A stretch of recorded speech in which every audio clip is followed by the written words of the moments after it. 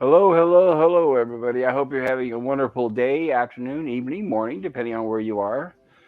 This is Pop Culture Curator once again back for another retrospective or review of a couple of Gilligan's Island episodes. I'm here with my good friend Gorilla's Random Thoughts, and today we're going to be covering. We're on season one, and we're going to be covering episode 7 and episode 8. The first one we'll be covering is episode 7, The Sound of Quacking. And Gorilla's, I know, is going to be in and out. He's got a few things running around the house there. So when you get a chance, Gorilla, say hello. Yeah, hey there. That was a fast 30-second countdown. It does. Maybe I can slow it down a bit, huh? I don't know. I just seen the countdown to 30. I was like, shit, it's at 3 already? Maybe I can change it to a 60-minute count, a 60-second countdown, right? No. It's fine. Fine. It just seemed like it was going pretty fast. And for anybody on the rewatch, I'd like to welcome you to this channel. Or for people that will be coming in, I don't know if we have anybody watching yet in the chat, but for when you do get here, I will try to say hello to everybody here. I usually try to pay attention to everyone, not ignore anybody. And Gorilla's Random Thoughts, you now have control over my chat. So if you'd like, while I'm doing the slides and the reviews of the episode, maybe you could pop the chats up on the panel and read them off for me. What do you think? Yeah, I could do that. No problem. All right, let's practice now. Why don't you try one of those that I put out there and see if you can post it up. Perfect. Oh, there it is. All right. Okay. So, what I wanted to do first at the beginning of this episode. Oh, and as a quick reminder, Natalie Schaefer, the lady who played Mrs. Howell, was born in 1900. So she was exactly the same age as the year this TV show came out. I don't know why I keep going back to her, but I really liked her a lot. So what I'm going to share here is a little bit of information. I'm going to be reading a little bit of background information. This would be Sherwood Schwartz from what he wrote in his book, Inside Gilligan's Island. And I'll be sharing. Let me pull this up here. And I'll show you what it looks like. The book. All right, here we go. I have to learn to move faster, which I will do, I promise. Yeah, and welcome, Gerb. Welcome, Germ. Hello. All right. Hopefully you can see this. This is the book that I'm going to be reading a little excerpt from right here. Yeah, And it's an excellent read, excellent book. I highly recommend it, especially if you're a Gilligan's Island fan. Then this is definitely a must-have. Sherwood Schwartz, first of all, he's a writer. He wrote the show and created Gilligan's Island. So being a writer, the book is actually very good, very entertaining. He knows how to tell the story that goes basically from idea to page, from page to network proposal, and from network proposal to getting the show on the air, and the years afterwards, and how this cast of people basically eventually became a family in real life. All right. And I'll show you. I'm going to share a little picture here with you next. And there he is, the man of the hour. That is Sherwood Schwartz. That is the creator, writer, and producer of Gilligan's Island.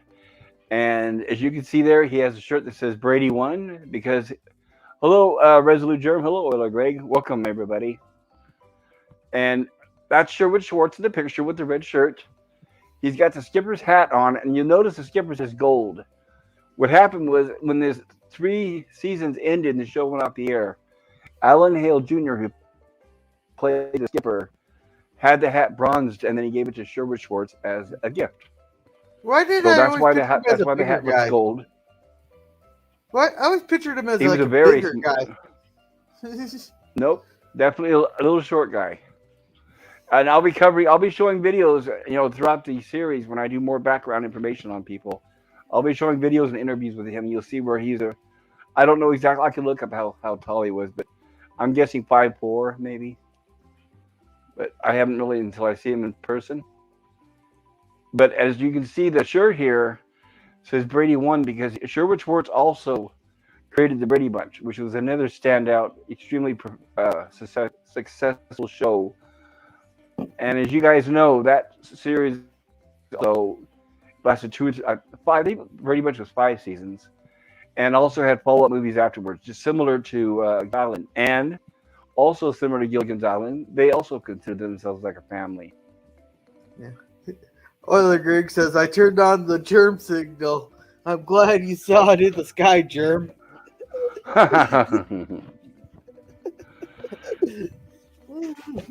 Okay, I'm going to read a little excerpt here from Gilligan's Island. If I bore you, please let me know.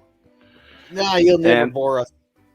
this is a chapter from Sherwood's book called The Longest. This is a chapter called The Longest Journey Starts with the Dreaded Blank Page. I'm not going to read the whole chapter, but what's pertinent to this is how. Well, you'll see what it's about. How did you ever get the idea for Gilligan's Island? I've been asked that question more often than Mary has been asked, "How does your garden grow?" Sometimes it's asked as a matter of simple curiosity. Sometimes it's admiration. Sometimes it sounds like an accusation that places me somewhere between Marquis and Desaad.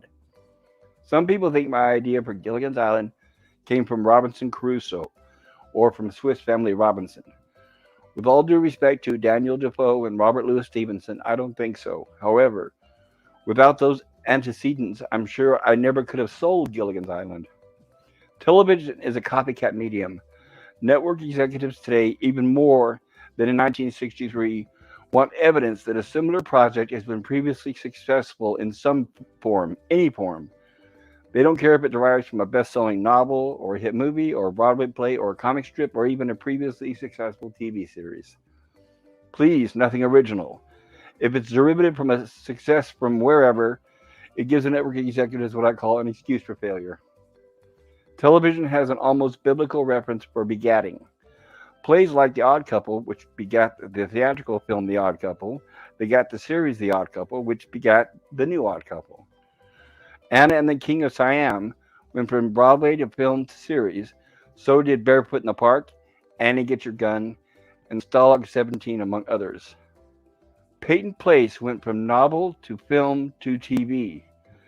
So did Lassie, Topper, Spencer's Mountain, which you are now covering with the Waltons, and The Thin Man. So that's what he's talking about, is how Spencer's Mountain started from a book, and then it became Spencer's Mountain, and then it became The Waltons. Some skipped films and went straight from book to series, like the Hardy Boys, Perry Mason, Ellery Queen, Nero Wolfe, Nancy Drew, and Little Outhouse on the Prairie. Sorry, I just can't resist on that one. Comic strips like Superman, Batman, The Green Hornet, Buck Rogers, Dennis the Menace, Peanuts, The Incredible Hulk, and Spider-Man all became TV series. Some then became films. As for television shows begetting television shows, the list is almost endless. All in the Family begat Maude, The Jeffersons, Good Times, and Gloria. From the Mary Tyler Moore Show came Rhoda, Phyllis, Lou Grant. From Happy Days came Laverne and Shirley and Joni Loves Chachi. From the Andy Griffith Show came Gomer Pyle and Mayberry RFD. This is by no means an exhaustive study, merely examples which come to mind. Suppose there had never been a book called MASH, and suppose there had never been a film called MASH. Further, suppose that a writer, even a writer with the credentials of Larry Gelbart, arrived at CBS in '72 with an idea to do a TV series about a mobile army surgical hospital in the Korean War that ended in '92. Also, suppose there wanted to be a comedy series with a wounded soldiers landing in helicopters and being rushed to the operating room. What do you suppose the chances are of that series ever getting on the air? 1,000,000 to 1? I think that's conservative. 1,000,000,000 to 1? That's closer, but still far from the mark. But what about Gilligan's Island? Where did that idea come from? Perhaps my public speaking class at a New York university is where I received my bachelor's degree. Professor Borden was the instructor, and very often he would give us an exercise in making an impromptu speech. He would provide a topic. Each student would then get up as called upon and speak on that topic for 1 minute without any preparation. One day the topic was, if you were alone on a deserted island, what one thing would you like to have? Two things were specifically excluded by Professor Borden. One was any means of escape, and two, a woman. It was an all-male class. In fact, maybe the exclusions were in the reverse order. One, a man, a woman, and two means of escape. The first young man called upon said without hesitation, if I were alone on a desert island, the one thing I would like to have most is a radio. In that way, I could learn what was going on in the outside world, all the news of the day, the sports, the financial news, and everything else. After a few more generalizations about what he could learn from a radio, he sat down.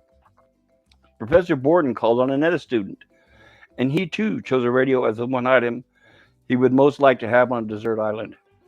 He tried desperately not to duplicate the same wording. He talked about news events and, as I recall, threw in weather reports and even obituaries to sound somewhat different.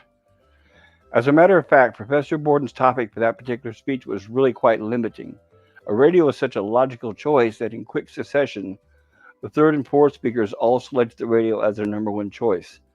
Knowing they were duplicating previous speakers, they all squirmed as they spoke, searching for a better way to say the same thing. Finally, the fifth speaker arose. If I were limited to one thing on a desert island, said the young man, I would like the New York Times delivered to my island every morning. In that way, I too could learn all the news of the day every day. And believe me, there's one thing you can do with the New York Times that you just can't do with the radio. What followed was the biggest laugh I had ever heard in my life, and I've worked with most of the greatest comics. Professor Borden gave him an A for that speech. Was I that speaker? I'd love to take credit, but it wasn't I. That young man was one of the few in the class who went on to become a doctor, a proctologist, I believe. That speech is one of my favorite memories of college. Perhaps that's what inspired Gilligan's Island. After all, the castaways' only connection with the outside world was the radio. Truthfully, I don't honestly know where the concept for Gilligan's Island came from. I doubt if the writer of any work of fiction, plagiarist aside, can tell you where a specific idea comes from. Thought processes are simply too complex to trace. I can't deny the possible influence of Robinson Crusoe. It was one of my two favorite books when I was a youngster. The other was Beau Jest by Percival Wren. If I ever do a situation comedy series about the Foreign Legion, I confess in advance that it'll probably be a debt to Mr. Wren. And that is that. So he says he doesn't really have any specific place where he came up with the idea for Gilligan's Island. He's thinking maybe that day that's when they were asked the question possibly. But for any of you that saw our first Gilligan's Island stream, I covered a couple older movies that are very, very similar in style and substance. And Mr. Schwartz is no longer around to ask questions, but if he was, that would be my first question: is did you see those movies? I think, at least in my personal opinion, I think they may have had some influence on Gilligan's Island. There were a lot of similarities. If you did not see our first stream, I recommend go back to the very first one, episode 1, and you'll see where I do a synopsis of those movies and where the similarities are with Gilligan's Island. Don't want to talk too much and bore you guys. So, Gorilla, I'm going to get started with the first. Sherwood should have shared some profits with the members. Ola Gregg says Sherwood should have shared some profits with the members of his island family, but technically he didn't have to, so he didn't, but morally he should have. And I completely agree with that, Ola Gregg. Yeah. He definitely could afford to. He definitely had the money. And it's sad because some of them did die poor. Go ahead. Yeah. You don't, Boris. That's some good background information. I wish I could find information like that on the Waltons, but it's been kind of hard to find it. Well, maybe after the stream, let's talk about it. We'll see what we can dig up, all right? Alrighty. It usually helps if you can just get a book, like I've done. Like when I do the Star Trek reviews with Jill, I have a book from some of the people that worked on Star Trek. And having this book from Sherwood Schwartz himself about Gilligan's Island really helps a lot of the background material that I share with everybody. Okay, so now we're going to hop to our first episode. And make sure I read this right here. I keep talking to myself now. Don't make mistakes. Not like I did last time. Don't make mistakes. So we're going to go back here. And by the way, Sherwood Schwartz died in 2011. So he was around a long time. And like I said, between Gilligan's Island and the Brady Bunch, he was very successful. And if anybody says anything in the chat, go ahead and feel free. Yeah. You don't read books. Well, you know what? Well, Greg, there may be an audio book. I'm not surprised if he passed away in 2011. They were making audiobooks already by that point, so there may be. I'll take a look for that. Okay, so our first episode that we're going to be covering today is season 1, episode 7, called "The Sound of Quacking." And the title "Sound of Quacking" derives as a parody, a play on words from The Sound of Music, from the movie The Sound of Music.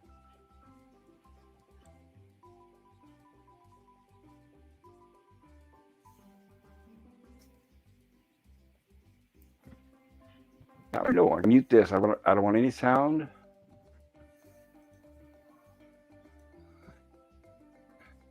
And me size my window up so I can get control over it.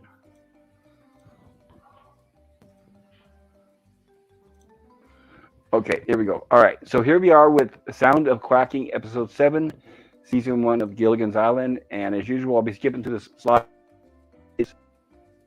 and explaining some of what's going on. And if any of you have any chats, Gorilla has control over that, and you can pull them up. Feel free to read them out, Gorilla. You said, Oiler Greg said, yes, audiobook I approve. Audiobook, you approve, okay. And then, you know what? There's also some of the books out there. Russell Johnson, the professor, wrote a book. Jim Backus, Mr. Howell, wrote at least a couple. Marianne wrote, I know, a cookbook. I don't know if Alan Hill Jr., the skipper, wrote a book or not. I need to check into that. Okay, here we go. So, here we go with the beginning, and we all know our favorite theme song in Gilligan. Here we are, headed out to sea as the storm hits. Yeah, it's kind of funny. I put this on while I'm driving home, to get my kid interested in into Gilligan's Island there. He can almost sing the whole song now. It's such a great tune, and especially for kids. I mean, it's an excellent tune, and and I've said it before, but TV shows, it's a shame they don't have things like that anymore. And there's our favorite hero. There's Gilligan. And of course, yes. Yeah. Well, he was asking, like, why don't they say the professor there and Marianne, at the end? Why is it the rest? I was like, oh, because they're a bunch of assholes. Well, no, because they, in the original pilot, which we cover in our first streaming review here, in the original pilot, they actually had 3 other actors. They did not have the professor, Marianne, or Ginger. They had 3 other people. It was a teacher and 2 secretaries. And the network, they liked the pilot, but they didn't like those 3 actors. So they had those 3 actors replaced. And at the time, they were making the title for the show. So the song did not have Marianne and the rest of them written in there because they weren't sure at that point who it was going to be. And that's why they just simply say, and the rest. But at the end of the first season, when it was renewed for a second season, Bob Denver spoke up for them and defended them and said that he insisted on having their names in the title. So that is the reason why in season 2 and 3, they did incorporate Professor Marianne and Ginger. So it's strictly a technical issue because they had not been cast when the song was written.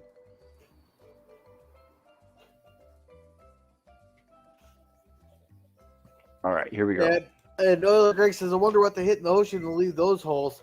I'm guessing some rocks up by shore because they didn't sink it right away. That's a very good question. That boat, I'm guessing there's some rocks right offshore when they're getting pushed ashore there because holes that big should have sunk that boat in 2 minutes. Well, and that's a very good point. I'm sure you remember there's going to be an episode coming up. It's I have to look up exactly which one it is.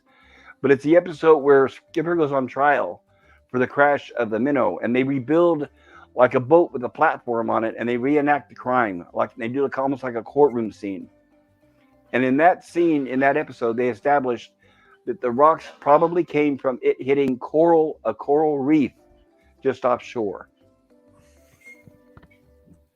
So it was either rock. It could be rocks under the water, but in that show, they demised that it was. They came to the conclusion that it was a coral reef.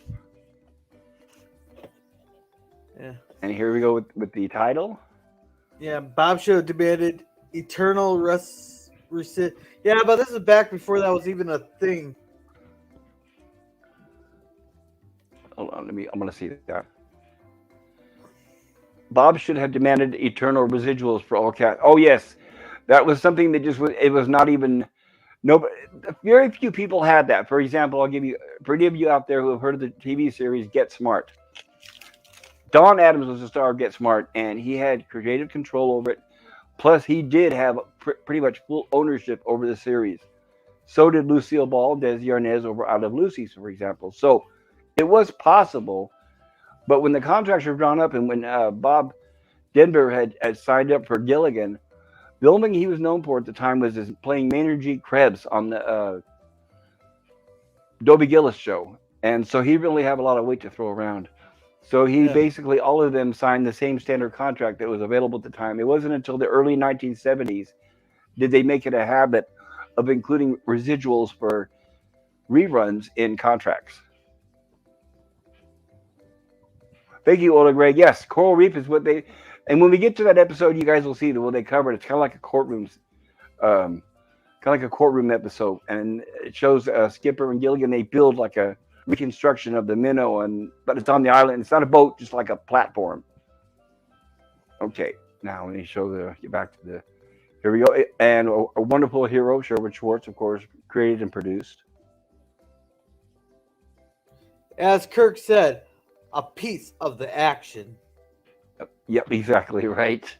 Would have been nice, seriously. And by the way, Sherwood Schwartz was a very, very nice man. So I'm sure if it would have been in the contract, he would have done it. But like brought up earlier, it's just too bad he couldn't have done something to help them out. But I know by the time, for example, by the time Don Wells fell into financial ruin and had to start selling everything, he was already long dead by that point. So I don't know if the family was going to be willing to help or not. And here we go, Skipper coming out bright and fresh.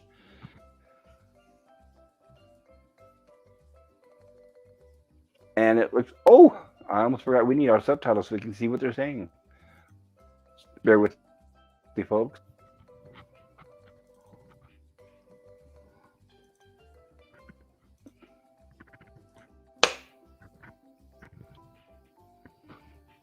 All right, let's see if it's going to work. There we go. There we are. Morning, Marianne. Good morning, Skipper. And how are you this morning? Just fine. So this is Marianne cooking breakfast. And Skipper asked her, what are they having for breakfast? And he's asking her, he's telling her what he wished that he did have. He's naming off an entire list of food that they obviously don't have on the island. But, I don't blame him. And then she says, no, but all we're going to get is mackerel and a sliced banana. What's mackerel? Fish. Okay. Yep. And I'm sure you heard of the term also holy mackerel. But yeah, mackerel's a fish. And here's where Skipper's very disappointed. In real life too, you're going to get sick of eating the same stuff every day. So every day, I know I would probably do the same thing. I'd wake up thinking, oh, I wish I had steak and eggs and fried potatoes and pop culture. You're talking Yes. to a guy who has a sausage, egg, and cheese biscuit every single morning. Well, I would eat that if it was a little healthier. And by the way, I don't usually get an appetite. I don't know why, but I've gotten accustomed to where I don't get hungry until lunchtime. So I just eat lunch and dinner. I should eat breakfast. I know it's a lot healthier, and breakfast should be the biggest meal of the day. They say to give you your energy, but I just never seem to have an appetite early in the day. I always want to go straight to work and just work at least 3 or 4 hours and then maybe eat something. Yeah. And you're talking to a guy who ate the same meals every single day because I worked every single day at a restaurant with the same buffet. Oh, so I guess you picked out what you liked as your favorite and just had the same thing every day? Yeah. Or when I went to the China restaurant in town before they closed down, as soon as I walked in the door, they went and put fresh stuff down just for me. They knew exactly what I was going to go eat. Nice. I got to admit, that does sound kind of interesting working at a buffet. Go ahead. No, I wasn't saying anything. No, I was thinking at the buffet, did you get at least, did they let you eat for free or did you have to pay partial part of it or what? If it's off the buffet or it's a special, it was free. But if we wanted something off the menu, we had to pay. It was 50 half off. Half off. What is it? Now, when you said the buffet or special, what was special? Like Mondays were like all you can eat fish. Tuesday was all you can eat chicken. Wednesday Oh, was all okay. you can eat ribs. Then Thursday was the fish and chicken buffet. Friday was our seafood buffet. Saturday was prime rib and pork loin buffet. Then Sunday Ooh. was a bunch of smorgasbords. Oh, so it sounds like Saturday and Sunday would probably be my favorite days. Yeah. Oh yeah. Saturday was wonderful there. Um. Yeah, I can eat And fish, but I'm not a big fan. And if I was stuck on an island, I guess I'd have to get used to it pretty quick. oh yeah, I love fish. But Oiler Greg said he made billions. It's ridiculous not to share it. But at least they made money on the movies. Yes, they were paid for the movies, and they were paid Yeah. fairly well. Yeah. And Oiler Greg says we need to share some of her recipes on the stream sometime. I will. I'm ordering her book, and I will do that. And you know what's fascinating too is when she was writing her book, she went around to each of their homes and was asking them for their favorite recipes, and they are included in the book. For example, there's going to be a recipe in there from Bob Denver's wife, Dreama. Bob Denver was a vegetarian, so it's a vegetarian dish. Of course, they didn't show him as a vegetarian on the show. Now that I think about it, I don't think they ever showed him eating anything. But they have fruits and vegetables, so there you go, right? Excuse me. So here's where Skipper is very disappointed. He does not want mackerel and a slice of banana. Come on, breakfast is ready. And there we Yeah. go. They go to sit down. And Skipper says, "What is this? Didn't Gilligan clean the plate?" At least they should. Look at the way he washed this plate. This is where Skipper complains to saying that Gilligan didn't wash the plate correctly. She asks him what Here's a, he's. Go yeah. ahead. Well, something I had a little bit of an issue with. They should have known something was going on with the food on the island long before it got to that damn small. Well, they may have this episode. Of course, we all know they have to cover it in 30 minutes. But I'm sure there was days that led up to this. But they're probably trying to condense the story because they could have showed like the next day and the next day and the next day as the food was shrinking and getting smaller and smaller. Yeah. But by the way the castaways are reacting in this episode, they are aware of it, so they know that it's going on, and they're already on rations because of it. Alrighty. And Sherwood Shorts or Harper Stacy said Sherwood Shorts made 90 millions off of reruns in syndication from Mrs. Harper Stacy. Welcome, Harper Stacy. Nice to see you. I'm not sure if you're new to my channel, but welcome. I hope you like it. And hail, Captain Infinity. So good to see you there, Captain. Sorry I missed you. Oh, no, don't apologize, but I was unable to make your stream earlier, Captain, because I was getting ready for this stream. But I will try to make your next one, I promise. Hey. And Goyler Greg says, rumor is Gorilla is opening a restaurant that serves only Gilligan Island style food. Hey, tell you what, I'll do that if you put up the money. Right. Now the problem is though there'd be no beef or chicken. Keep that in mind. So as long as you're okay with that, then I'm sure it'll be very successful. That'll be cheap. Cheap. Well, fish can get expensive, right? Lobster, crab, stuff like that, right? Did they have lobster or crab on Gilligan's Island? I haven't seen them eat one. Yes, they did. When we watched the last episode, the one where no, hold on, no, it'll be in next week's episode where they refer to it. So believe me, yes, they do. Marianne cooks them a dinner for the house, and it's really luscious. It's a nice dinner, and it's everything that practically can be found on an island. Also, everybody, of course, you'll notice this is a scene early on in the series here where the network censors would not allow Dawn Wells to show her belly button, which is the reason why her pants or her shorts are cut kind of unusual. So back in these days for the censors, they were not allowed to show navels. Why was that? They thought it was too suggestive.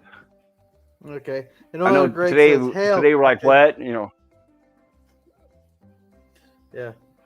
Right, today we'd be like, what? Navels, what's wrong with that? But yeah, back then they were a lot more conservative on the air. Yeah. Yeah, Hoyle Craig says, "Hail, Captain," and I agree with you, Harper. Stacy, Gilligan's Island was one of the best sitcoms at the time. It was, and I think what's great about it is very innocent and it's timeless.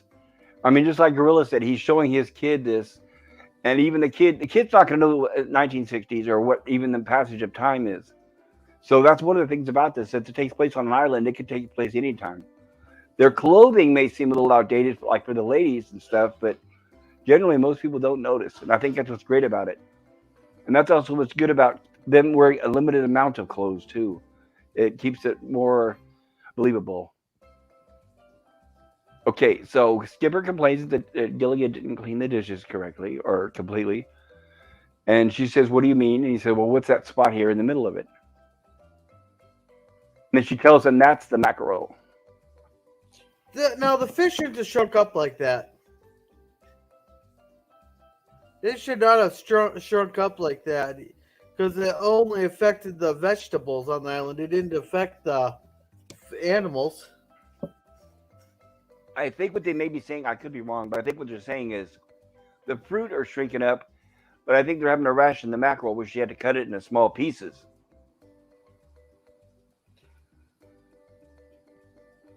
Does that make any sense? Because if I remember right, it's what is it a mackerel and a slice of banana, right? Or yeah, Yeah, they don't mention green beans yet until later in the episode. But I think that's what it is. I think that now even if they had a problem with the plants, and by the way, there's Skipper wearing that pinky ring on his left finger there on the left hand, the one I told you that he inherited from his father when he passed away, Alan Hale Sr. But I, even though they're having a drought or whatever it is with the fruit and a vegetables, blight. a blight, yeah, right. You think they'd still be able to have no problem getting fish. But I Yeah, think that they're trying to put the idea across that they're having to conserve their food and ration. yeah. And Oily Greg says belly button exposure could have caused riots. A wise decision at the time.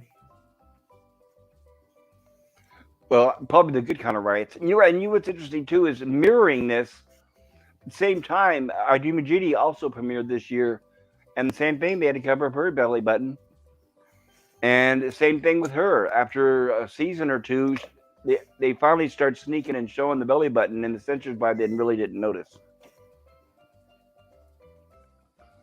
Okay, so Skipper, as you can see, is not happy with his menu choice. Apparently, he asked her if that's the banana. She says, "No, I think that's the mackerel. I guess it's so small they can hardly tell by looking at it." And this is something that I brought up in earlier streams. Is this was, in my opinion, what I really like about this episode is the underlying threat of it. There's actually an underlying threat that they could starve to death, but they have to keep this. It's a comedy, remember, a sitcom, a family sitcom.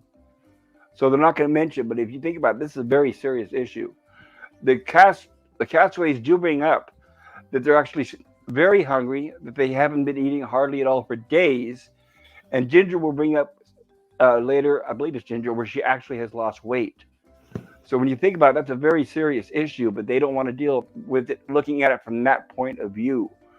So I think it's masterful and excellent that there's a way to cover such a daring, dark subject as starvation on an island, but yet still make it funny and still give it hope. And that's one of the things I really like about this show too, because otherwise you'd be really worried for them.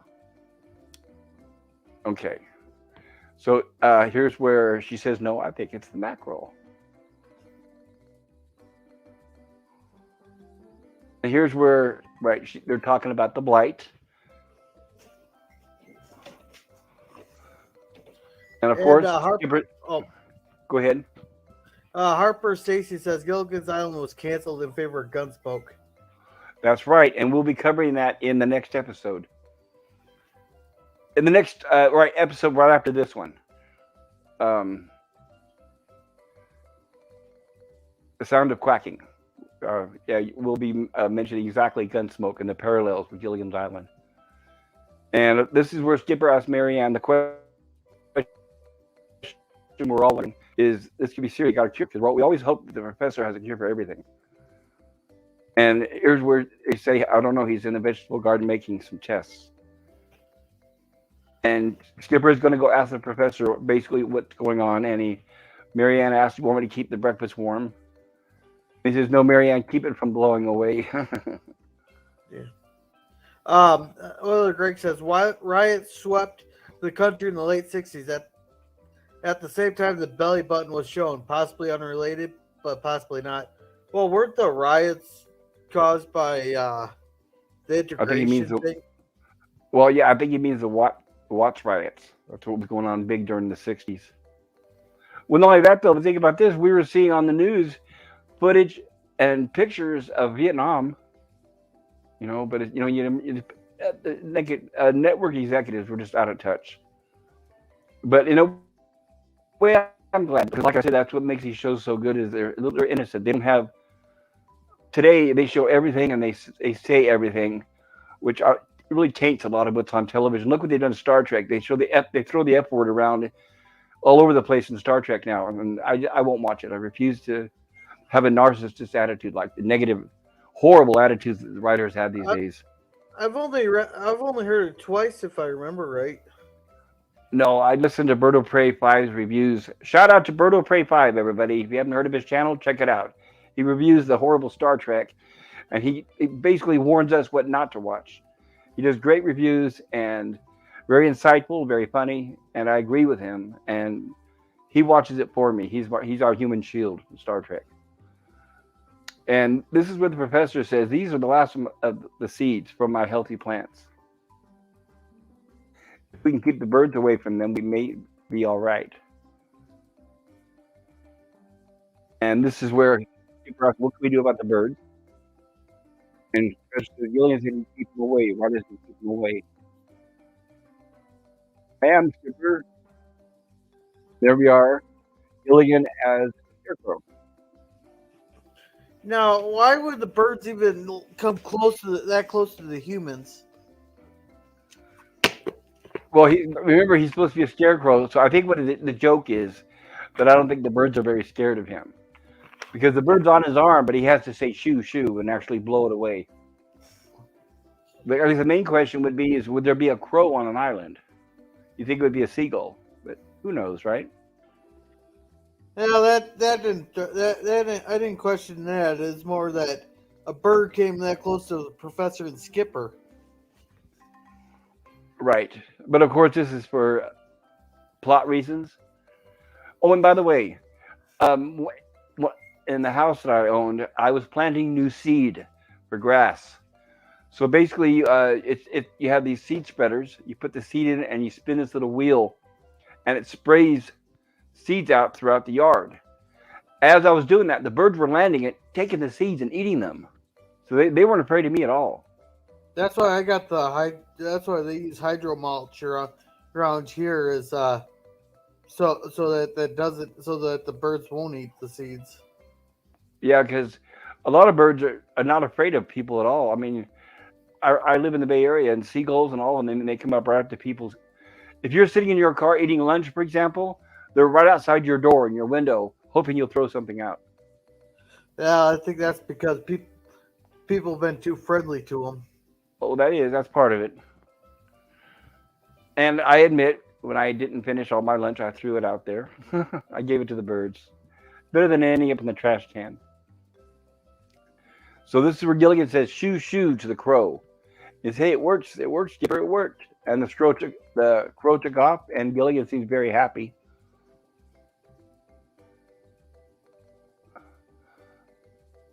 And we cut to later that day. And here's where they're discussing the rations once again. I believe this is dinner time. They're having soup. There's only enough for 2 spoonfuls to each person. So you can see that's pretty dire situation there. That's not a lot of food. And that is pretty dangerous. Yeah, And they do. Oh, Go ahead. yeah. Oiler Greg said, "Good thing they have seeds." Yes, that's exactly it, right? But he's also hoping that if those seeds will grow, hopefully whatever's causing the blight won't affect the seeds. And this is where Gilligan gets a little bit of soup. And here comes Ginger, and this is the first time in the series we see Ginger in the white dress that says Minnow on it which was supposedly made from one of the sails of the SS Minnow, because as I mentioned last week, it was a sailboat also. So theoretically, this is where she got her dress at, which and I Yeah. believe she will mention it in a later episode. So how'd you manage to sew it together? What did they have a sewing kit on board or something? They did. I think they Yeah. did. Now the women may have had one inside one of their bags. Okay. I'm not so sure if Skipper Gilligan would have it, but I could see the women having one. Yeah. Okay. And Oiler Greg says pop culture's bird feeding program was very successful, but his lawn plan was less successful. It was. Well, you know what? I would agree. With all honesty, you're right. You're right, but I didn't want to put down poison or something that was going to hurt the birds. So No, but I ended up stringing along something that I had seen as a kid that my aunt did in her little um, area. She had a little garden area in her backyard, and that was I strung strings about 5 or 6 inches above the ground, crossing over all the seeds, and I put reflective like aluminum foil cans from like peas and corn and stuff like that, so they would kind of blow in the wind and reflect. So that kind of helped cut down the bird population. It didn't eliminate it, but oh, I would put down. I would have looked into like hydro mulch. That way, that's not actual seeds, but it's seeds, but it's not actual seeds.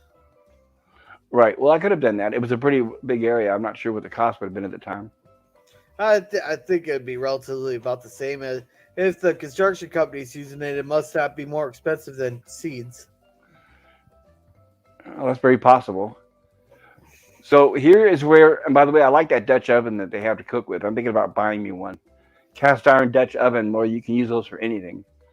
Oh, they got them on sale for real cheap on online. They're used, but they got a bunch of them. They don't sell for very much.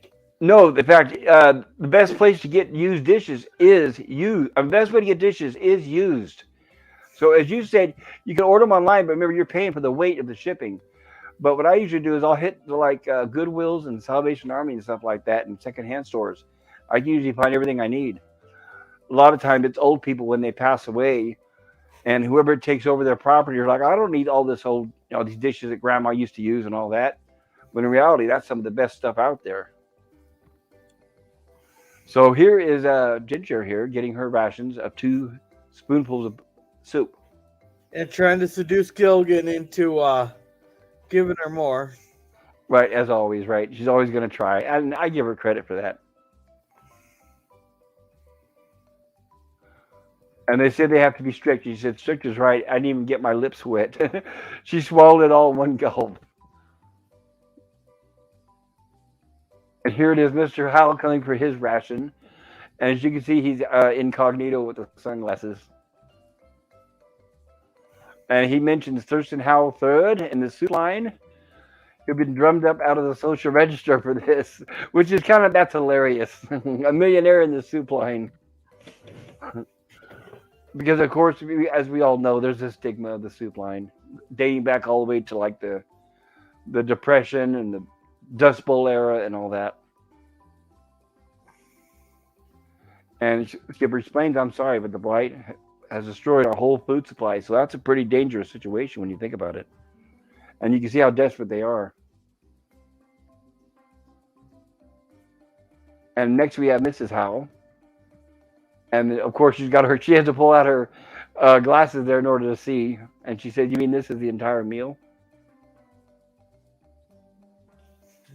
And Yeah. Gilligan offers her some napkins. We have plenty of those. As you can see, they're made out of leaves, which makes sense. And they probably have to use leaves for toilet paper. That's why the guy in that story I read earlier saying he wished he had the New York Times. When Yeah. he said, "There's one thing you can do with the New York Times you can't do with the radio." And that's what he meant, wipe his butt. Yeah, you better hope that they don't grab poison ivy. Exactly right. Better. Well, it's a good thing they have the professor. He's the expert, and he can tell them what to touch and what they can't touch. I think those are palm leaves. And here's where they're trying to. They're not happy. They're upset about the food or the lack thereof. And you can see Gilligan's not happy. And Skipper's trying to explain to them, folks, let's stop complaining and face up to the facts. So that's what's so good about this show is they deal with real issues. They do it in a comical way with to deal with the issue a lot of us would think about if we were stuck on an island. And Skipper's explained to them we'll have to stay on these rations for a while. And here's what they're getting for dinner: 1 string bean, 1 olive, and 1 cup of soup per person. Which does not sound like it would put much weight on you. No, they established that they lost 5 pounds. And Elder Right. Greg says Mr. Howell had fun outfits. He did, of course, right? Skipper, can I have it? And of course, Mr. Howell is still embarrassed because what he's eating, so he's got those glasses on. And Lovey Howell, right there, as you can see, she's more down to earth. I think he is the one that seems to talk about money, money, money all the time. And there's several times where she reminds him that money's not everything. And I like that. I like the fact that she's not the egocentric one. And Skipper explains, I'm sorry, Mr. Howell, only 1 olive per person. And Gilligan says, Mr. Howell, you can have my... Wow, that's so nice of Gilligan. He says, Mr. Howell, you can have my olive. And Mr. Howell says it doesn't get caught here in the subtitles, but Mr. Howell responds, I already ate your olive, Gilligan. Yeah. And Skipper says, folks, we've got to cooperate if we want to avoid starvation. And Mr. Howell says to Ginger, I'll give you $500 for your olive. Ginger said, I'll give you $500. Oh, here's still the same line. And Mrs. Howell says, really, Thurston, $500 for an olive? That's absurd. And that's when he says, you're right, dear, make it 1,000. And as you can see, her eyes lighten up. Well, imagine $1,000 for an olive. But they realize they can't spend any of the money there. Right. Well, they always still have the hope that they're going to leave that island someday. And if they do, they're hoping they can have that money with them. They haven't gotten to the point where they've lost all hope. So there's always that hope. I think that's what keeps them going. I think a lot of us probably would have already given up hope at this point. But our intrepid castaways always seem to have that little spark where they think, as you know, they think that there's rescue around every corner. So now that they heard all this talk of money being thrown around, Ola Greg, you want to read Ola Greg's comment? Oh, yeah. Gunsmoke ran 20 years. I bet it caused many other shows to be canceled, Harper. It did. Unfortunately, the network executive in charge of programming, his wife loved Gilligan Gunsmoke. So that's the main reason why. He didn't want to tell his wife no, which is a shame. Gunsmoke was fine. I used to watch it and everything. I'm a fan of it, but it really got old. It's like The Simpsons. It got old after a while, and it was more like a placeholder or a bookmark after a certain point. And it definitely should not have replaced Gilligan's Island. So now that the castaways hear about money being offered, anybody want any more string beans? We've got 3 left. And then Lovey says, Thurston, have some of those. No, Lovey, if I can't have another olive, I'm not going to eat my string beans like a kid. In pop culture here, we might have a slight issue here. The last chat I see from Harper is Gilligan's Island was canceled in favor of Gunsmoke. What's the issue? I'm gonna check something here on the YouTube side. That is true. We might not be seeing Harper's chats here. Oh, really? That's not good. I wonder why it would do that. Let me look. Harper's chats here. Right. All I see is Older Greg. I see Harper Stacy saying Gilligan's Island was canceled in favor of Gunsmoke. That's on there. What? Yeah, that's the last one I've seen. And we read that one. Is that the last thing that Harper said? That's the last thing I've seen he said. So I'm checking the YouTube side. Bear with me. I just checked it. Side. And what did it show? That's his last chat. Okay, gotcha. And Ola Greg, I believe we can. Right here.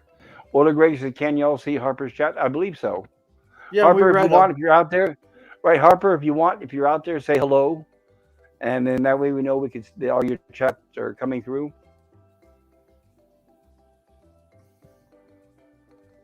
Okay. And here we are. Mr. Howell He's basically having a howl tantrum. He's not happy that he can't get more olives, and he doesn't want the string beans. And he's not going to pay the money for the string beans, that's for sure. And here's where Skipper, once again being the leader of them, explains it and puts it on the line. We've got to stay on these rations if we expect to survive. And they ask him, Skipper, is it that bad? Is it really that bad? And Gilligan, I, and the professor. Professor, here we go. The professor was out looking all around the island, which they did mention earlier. They mentioned earlier. When I do this slideshow, unfortunately, it doesn't show all the subtitles because sometimes they're in between frames or in between the frames that I show. But Professor was out on an excursion looking for fruit and vegetables, any kind of food around the island. And they're excited to see him, and he looks exhausted, and he's returning. And here, Skipper says, "Did you find out anything?" And he says, "I certainly did." And there it is, and he shows them. Hey, it looks like and Gilligan says, "Hey, it looks like the blight didn't hurt these raisins." And the professor replies, "Gilligan, those raisins happen to be watermelons," which cannot be good. And also that means apparently he only found 2 of them. And he's exhausted.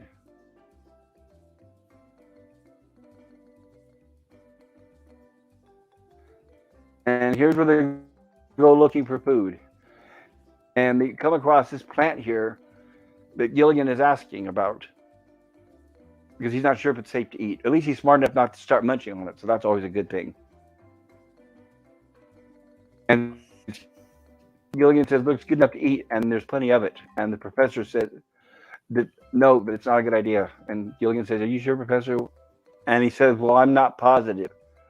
Most of these species is highly toxic," the professor says.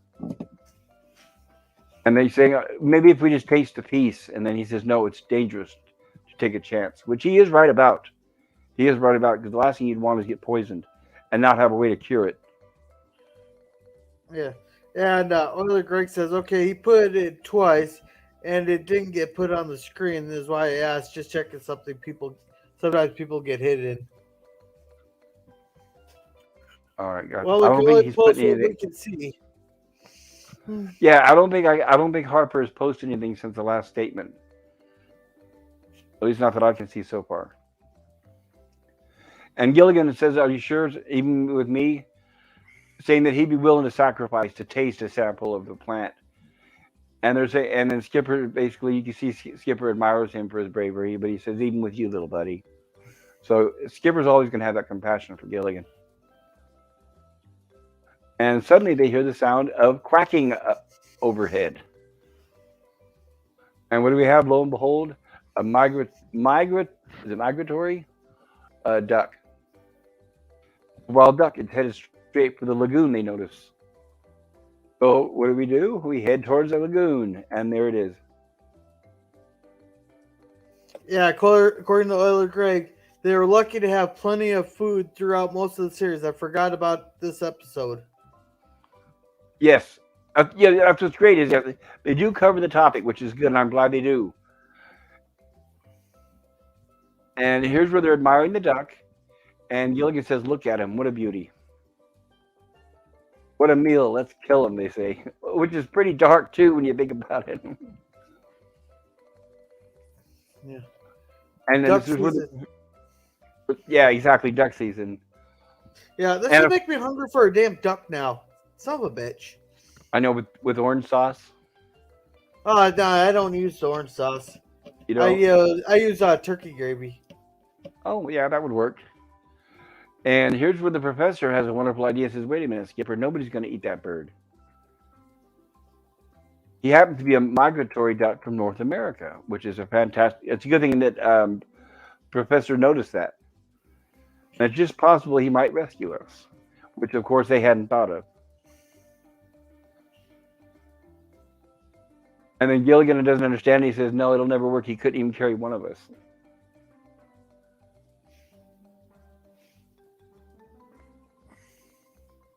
And then for the professor tells them they could tie a note to the bird's leg, perhaps letting civilization know about them, and then maybe they can send for help. So he will see the message when he gets back to the States. That duck is our best chance to get off this island. And now they decide to capture the duck, so they're looking for a way to do it.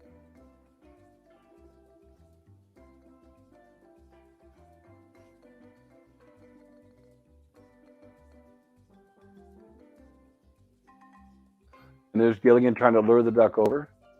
And there's Gilligan instead falling into the water. Because he never listens. He never listens. And of course, he scares off the duck, which is now flying away. And there's Gilligan in the water, feeling bad. And now we have Gilligan walking around looking for the duck, trying to find the duck. So that is Gilligan going quack, quack, quack, quack. And at this point, Mr. and Mrs. Howell think that he's gone crazy. Poor devil, the sun has finally got him. He thinks he's a duck. See, she is sympathetic. What can we do? And Mr. Howell with his line, he saves as long as he doesn't try to fly. And Gilligan continues searching for the duck. And Gilligan hears more quacking coming from the other side of these bushes. So Gilligan quacks, and then he hears quacks, and then he quacks back, and then somebody else responds. And we find out who's quacking on the other side of the bush. And apparently it's them quacking at each other, and you can see Skipper's none too pleased and frustrated. And Gilligan spots the duck again. Ooh, that's an interesting transition, isn't it?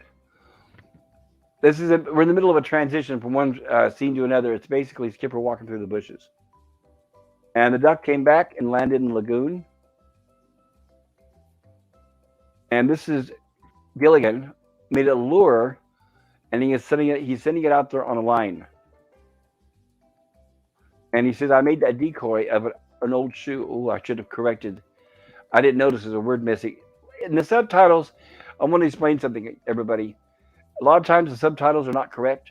A lot of times they use the wrong words or leave out words altogether. So what I do is before these episodes, I go in and I check them out and I view the subtitles.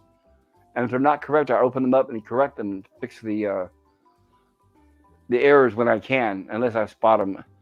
Unless I don't spot them, like this one I didn't, I should have changed it. I made that decoy out of an old shoe, so I forgot to put the word out in there, so I apologize for that. Like an old shoe with feathers on them. There we go.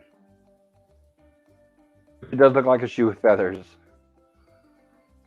And Skipper says, I hope that duck is nearsighted. And it's getting closer. And there's the duck looking happy. And I'm sorry about my dogs once again.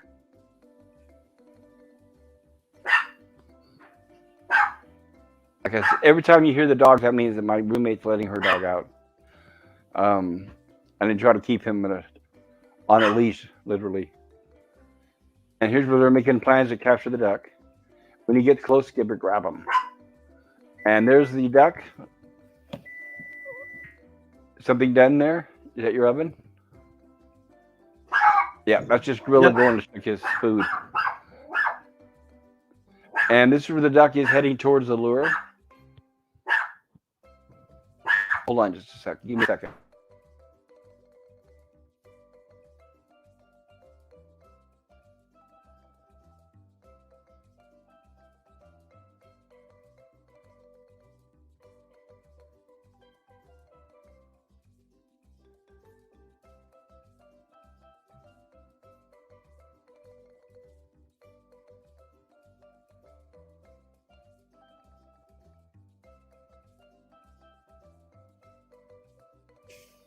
Here, Jill says it's rabbit season. There we go. Rabbit season. Hello, Jill. Good to see you. And by the way, Jill, good job on that stream for Star Trek yesterday. I listened to every bit of it while I was driving. Oh, I could kill my dog. Hold on just. I'm going to try to do the best I can to try to block the noise from the dog barking. So the duck is heading towards the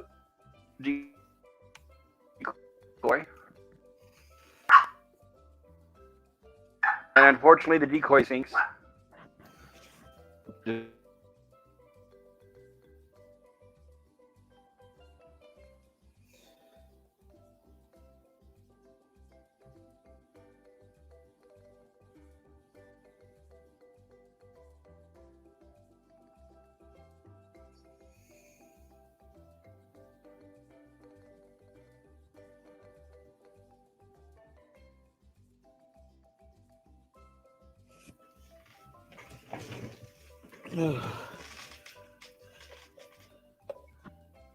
And I see Willa Grace says, "Hail Jill," and Jill says, "I'm glad you liked it. It was so fun that I forgot to read from the book."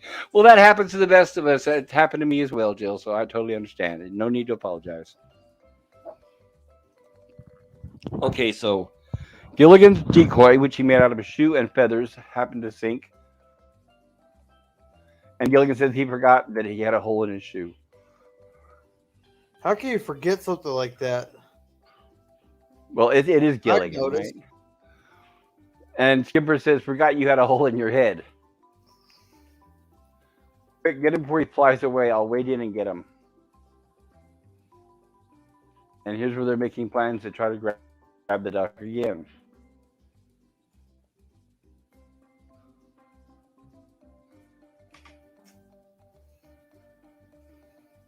And as you can see, Gilligan was able to get the duck.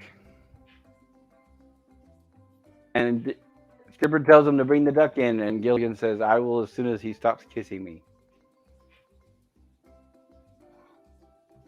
And here we are in a homemade bird cage, which, by the way, I'm going to mention this is the first time this cage is shown in Gilligan's Island, and not the last. It will pop up in future episodes.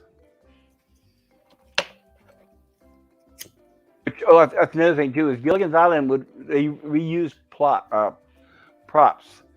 So if they accumulated something within the series, a lot of times it would pop up again. And here's where they're discussing the message and attaching the message to the duck, and the duck possibly taking it all the way back to the United States. And Mr. Howell doesn't believe that it could happen.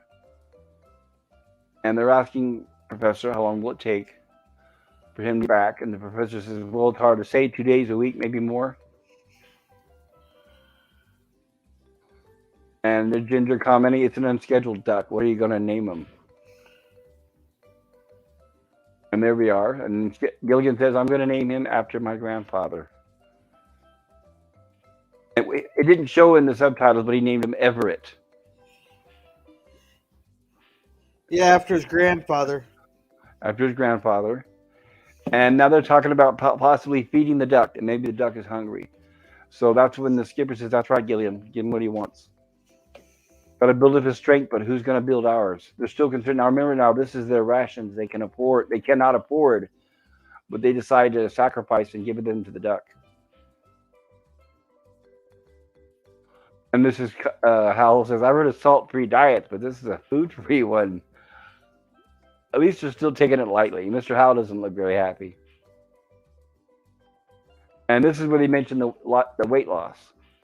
And Ginger says, "I had lost 5 pounds." And another castaway says, "So have I." So they're 5 pounds is a lot of weight. I mean, they've been doing without food for some time already. Yeah. Well, in all fairness, Skipper can afford it. Ginger can't. Well, that's true. Skipper could afford it. Well, Gilligan definitely cannot. And this is where Ginger mentions that if she keeps losing weight, when she gets back to Hollywood, she'd be playing boys' parts. And this is hilarious. Mrs. Howell with her indifference. "Well, if you're an actress, act that." No, I don't think it'd be very easy for Ginger to play a boy. Yeah, that line would will be get a him beautiful boy, canceled today. Yeah, that line will Yeah, get you him could not canceled do that. today. Well, these days you're not even allowed to say the word actress. Sad. Even the word actress triggers people. It's terrible.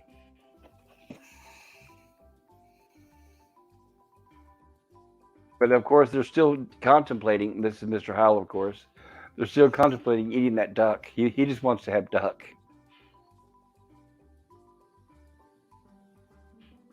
And of course, the professor, level headed as usual, says, "You eat that duck and you eat our chance to be rescued." "Oh, he's so cute," says Marianne. "How could you eat him?" And there's the duck quacking. And Gilligan knows that they're being hostile and that they're all eyeing his bird. So he says, "I'm going to take him for a little walk." Basically, to get him away from the castaways.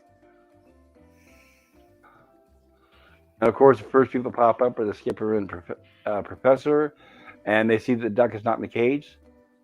So they're saying, "Gilligan, where's the duck?" And there's the duck with a string attached to it, flying around. And as you can see on a string, say he looks nice and strong now. And there's Gilligan, basically flying the duck like a kite. And he sure is. He even pulled me off my feet once, says Gilligan. There's no way in hell that would have happened. I No know way they're in just hell. they're exaggerating that for the comedic effect. Yeah, and I don't know what the symbol is. Captain Infinity sent. I'm zooming in here so I can see. It's a drink like a margarita or something. Martini. And it's got an olive in it. Yeah, martini. Yeah. Okay. Because they mentioned martinis at the dinner. Because I think Judy says, "What good's an olive without a martini?" Yes, that was one of the lines. That's right. I wish I could show the video. We'd get all the subtitles, but unfortunately, as you guys all know, I don't want to get a strike on my channel. So this is where now they see the duck is flying and they're all excited. They say, "Bring him down." And here's Gilligan struggling with the string, and he pulls, and the string breaks. Nice going, Gilligan. Now what are we gonna do? Don't worry, Skipper. I know how to get him down. And here we are, Gilligan acting like a runway operator, trying to flag down the bird with the leaves. And then he waves him away, and Skipper asks him why, and he said, "Well, didn't you see him? He had not to put his feet down." See, this is more subtitles I should have spotted and correct the spelling on. I really feel bad. I promise to do better diligence in the future episodes, everybody. Gilligan, well, get him back in here. Aye, aye, sir. Oh, okay. So now we are back with the duck. They're able to catch it.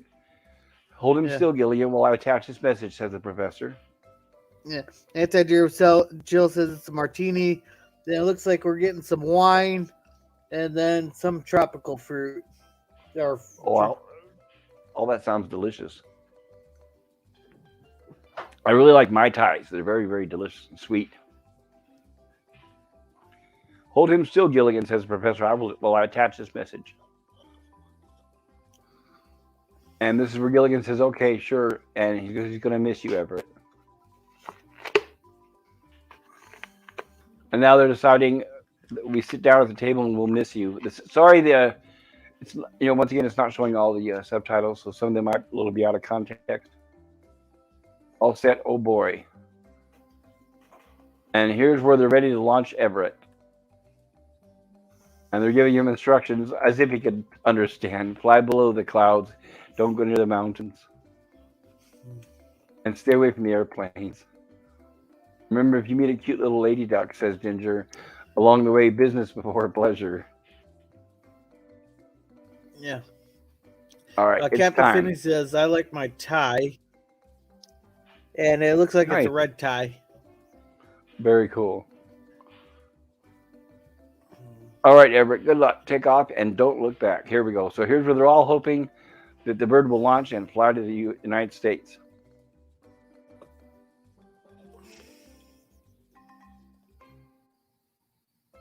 And they throw the bird up.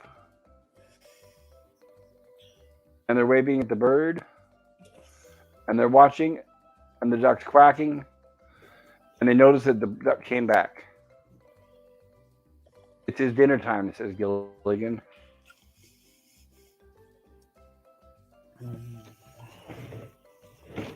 See, they didn't feed the bird. The bird wouldn't have stuck around. Well, right, and not only that though, I think them treating the bird so nicely is it's domesticating it, and that's why it's not wanting to fly anymore. Because this thing is, as long as it hangs around there, they'll keep feeding it. And then Gilligan says, "We better stay here. I don't like how they look at you." Right? They're all looking at him like dinner now that they think that he can't fly. If we're not careful, you're going to be a dead duck. I'm sorry, I shouldn't have said that. Of course, if you don't learn to fly and take that message, your goose is going to be cooked. And the duck didn't like that either.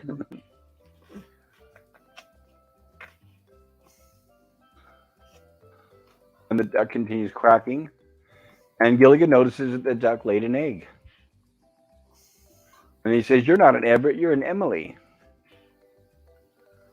No wonder you couldn't How fly. do you You're go from top heavy." Everett? How do you go from Everett to Emily? Oh, I guess he wanted another name that started with E, but it was a female name.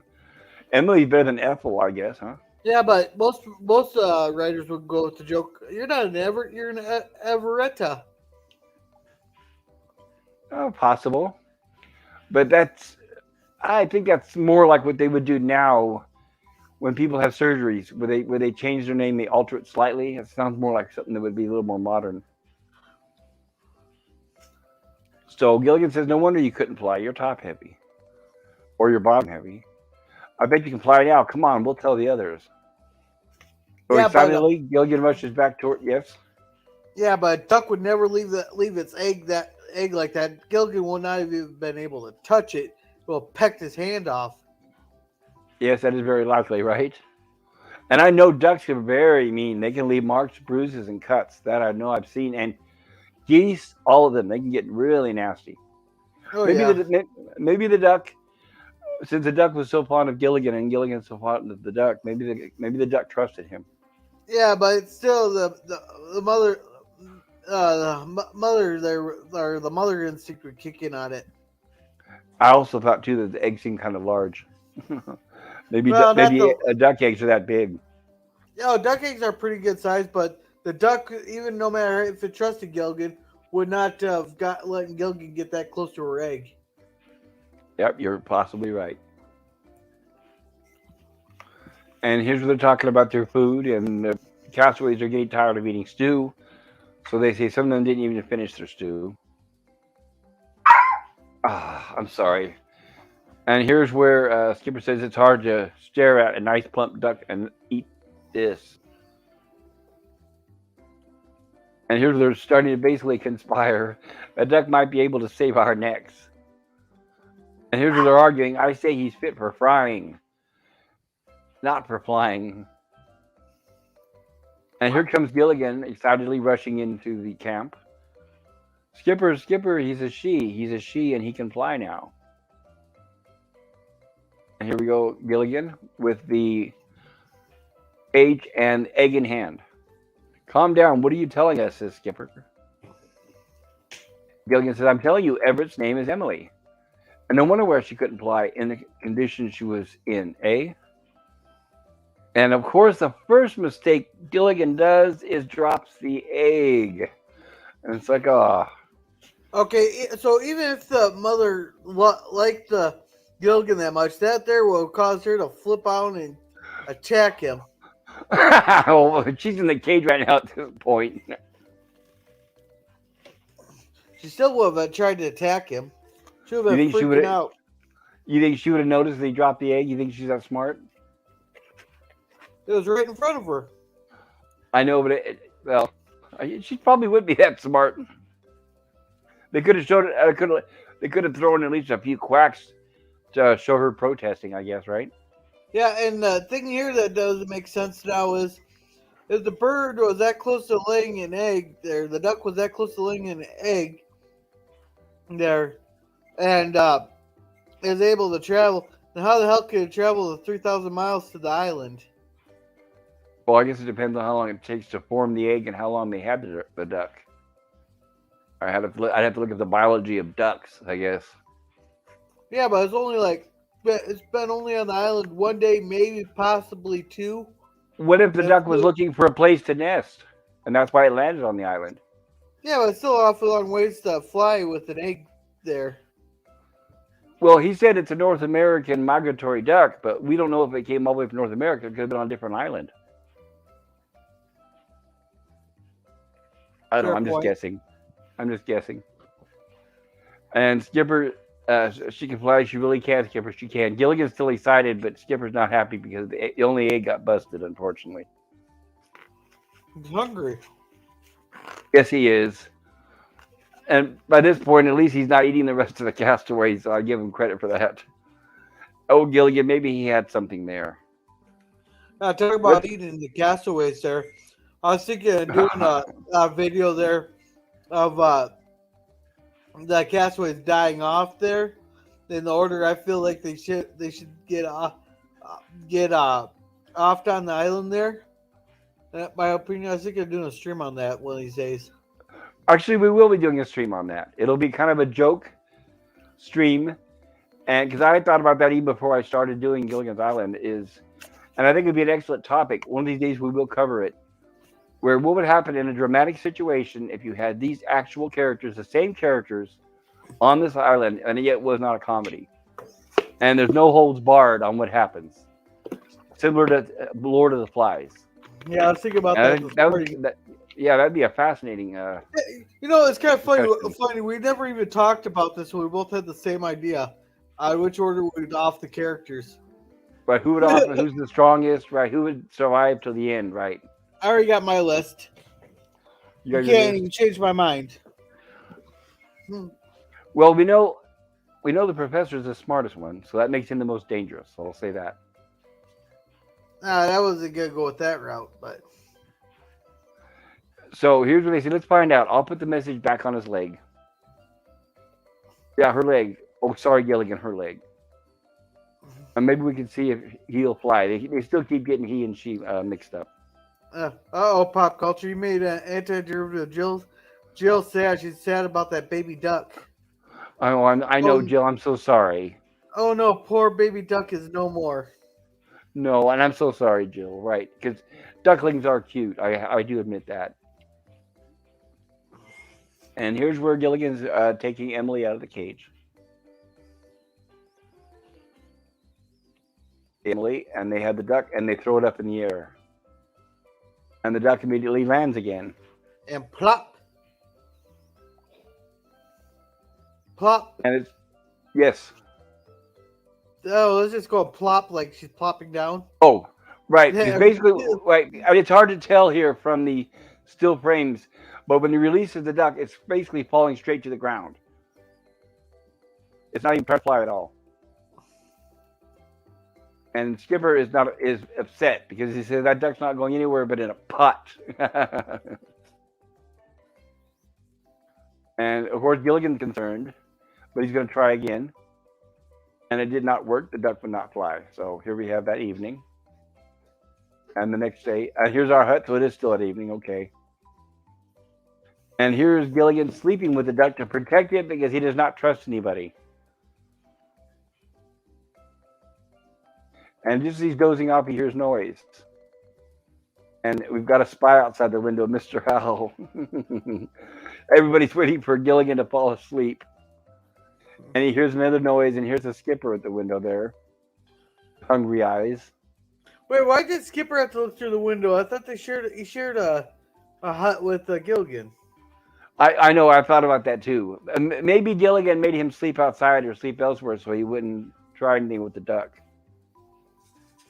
And Gilligan hears another noise, and it looks like Ginger also snuck in there, and she's trying to wile him with her ways. And Gilligan's stronger than that. He's going to protect Emily no matter what it takes at any cost. And all he's talking to the duck over and over. I'm not going to let you go. I'm not going to let you do it. No. And Gilligan starts to fade out. And here we have our first official Gilligan's Island dream sequence. This is a reoccurring. I think they could have done away with this here in favor of more story building, like how we said, build up to the blight and stuff like that. Oh, really? Wow, interesting. I like this. I like the dream sequences. And by the way, these dream sequences, the cast members of Gilligan's Island, this was their favorite parts. They enjoyed playing different characters like this but yet still playing the Gilligan's Island characters. So I actually liked the dream sequence. As a kid, I loved them. So Gilligan's having a dream, and I wanted to point out, in case I'm sure a lot of you probably already noticed, this is Gilligan's Island was produced by CBS, which also had Gunsmoke. So this was shot on the Gunsmoke lot. So if anybody has seen Gunsmoke, it even says right there, Dodge City, Kansas. The exact same set. They didn't even bother changing it very much. So in Gunsmoke, this would have been Marshall Dillon's office. And not only that, but I can't play the music from this episode, but the music is even a variation of the Gunsmoke theme. And there's Gilligan dressed up as a sheriff with shoulder pads. I guess they want to try to make him look bigger than he really is. And he has Emily in the cell, and he's saying, Emily, you'll get a fair trial because I'm here to protect you. They don't call me Marshall Gilligan for nothing. And here come the bad guys. Here we go, the bad guys, which is it's hilarious. This kind of reminds me of Gunfight at the OK Corral. But basically, the professor and Mr. Howell are the two bad guys that are after that duck. And if you'll notice, Mr. Howell, being Mr. Howell, is wearing golden boots. Mr. Howell's not going to see in anything other than gold, of course. I like that touch. And here's they're contemplating how they're going to storm the sheriff's office. The minute I see that Gilligan, I'm going to fill him full of gold, says Mr. Howell. The professor says, don't you mean lead? Mr. Howell says, oh, Howell's used lead? Ha ha, he's such a vulgar metal. And they proceed. And there's a Gilligan watching for them. He's saying, yeah, that will never get him a lead. And here is Skipper playing the assistant, the deputy, to Sheriff Gilligan. And this is a direct parody from Gunsmoke. In the earlier Gunsmoke episodes, Matt Dillon had an assistant, even down to the limp. The deputy had the limp. And so as the skipper is walking across, he actually has a big, heavy limp, which is parodying Gunsmoke. And that's another reason why they had the dream sequence, because like I said, Gunsmoke was popular at this time. So any kind of reference to Gunsmoke, they were hoping would pull viewers in. And Skipper informs him, or shall I say the deputy informs Sheriff Gilligan that I just cleaned up the floor and I don't know. Somebody dragged in there, but I'm going out there to stop that lynch mob, says Gilligan. Sheriff Gilligan. And he says, you stay here and guard Emily. Yes, sir, Mr. Gilligan, says the deputy. And then Gilligan notices something. He says, just a minute. And the deputy has a fork and a spoon in his holsters. So he can't even trust my own deputy. You're planning on eating that duck yourself, weren't you? Well, speak up. You must have something to say for yourself. Mr. Gilligan, I'm hungry. Oh, poor guy. I will say it was kind of nice seeing Gilligan get the boss to skip around for once. It was. I know, right? I completely agree. And Sheriff Gilligan says, haven't you given any thought about that badge? And then the deputy says, hold on just a minute. I ain't that hungry. And notice, look what he says. Skipper, little fellow, turn in your star. So it's like the reverse of little buddy.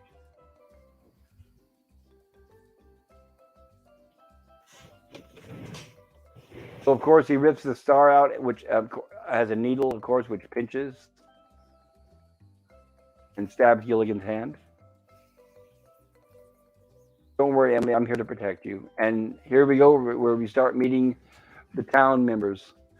This scene here is direct also from Gunsmoke. That would be Mrs. Kitty, the red-haired lady who runs the saloon in Gunsmoke.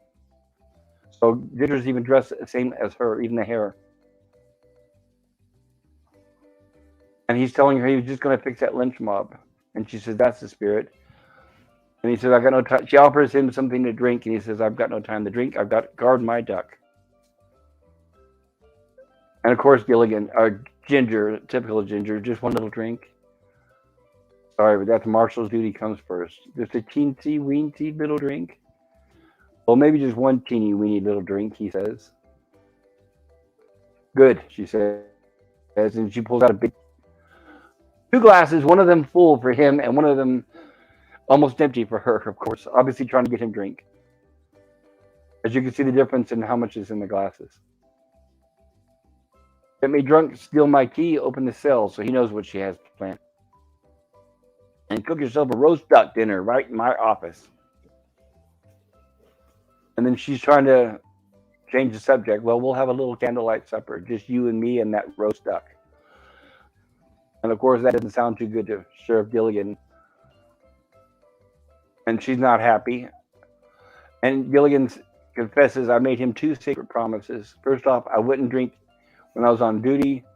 And second, I'll forget the drink marshals.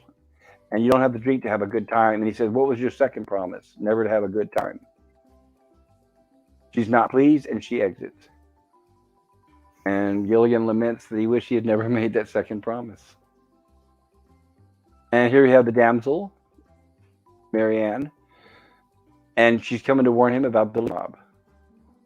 I'm ready for them, says Gilligan. And here they come down the street. And like I says right here, you're going to see a lot of sets from Gunsmoke.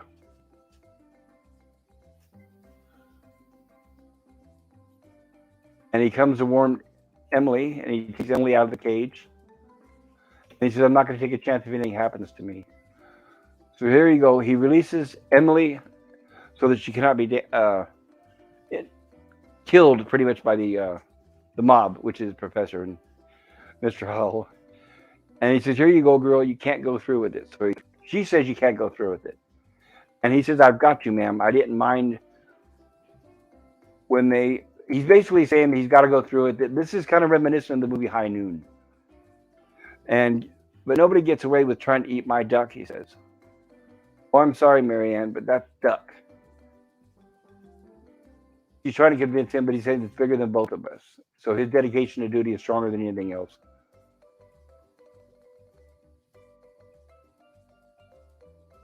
Here we are, Gilligan, here to confront the mob. And right around the corner, we have Mrs. Howell. And here's Mrs. Howell has been Buenos Dias, Marshal Gilligan, doing her best Spanish accent. By the way, I wanted to point out the scene with Ginger on the inside of the cell, of the inside of the jail with Ginger, and now this scene with Mrs. Howell were removed from the syndicated episodes. So if you saw this on syndicated TV, most of the time these two scenes were edited out for time so they could squeeze in more commercials, which is sad. I don't think they should ever cut shows up like that. And Euler Greg says he trusts her. Oh, I would trust her too, but you trust her and you're going to lose your duck. And Gilligan is trying to explain 2 men are coming. I came over to help you, she says. I'm in sympathy with your cause, says Mrs. Howell, and I brought you a simply marvelous gun, she says, that happens to have a very shiny barrel, and that barrel looks completely round. So I'm guessing they don't really show any specifics for the gun, but I'm guessing it's a prop gun of the type where when you pull the trigger, the little flag comes out that says bang. And she hands Gilligan the gun. She says, with which you can defend your duck.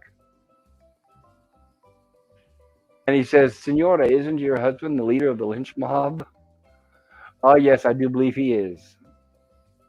And he pulls out Mamacita Howell's famous duck gravy. So now he knows her intentions.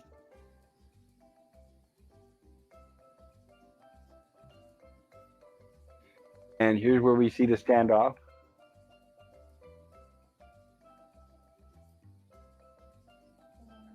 And that's about as mean as Mr. Howell can look. And they say, let's go get him.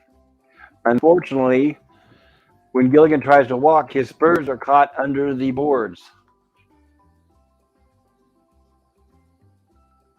And they approach closer. And as you can see, Deputy Skipper is enjoying the whole thing on the porch, eating what looks like an apple or a pear.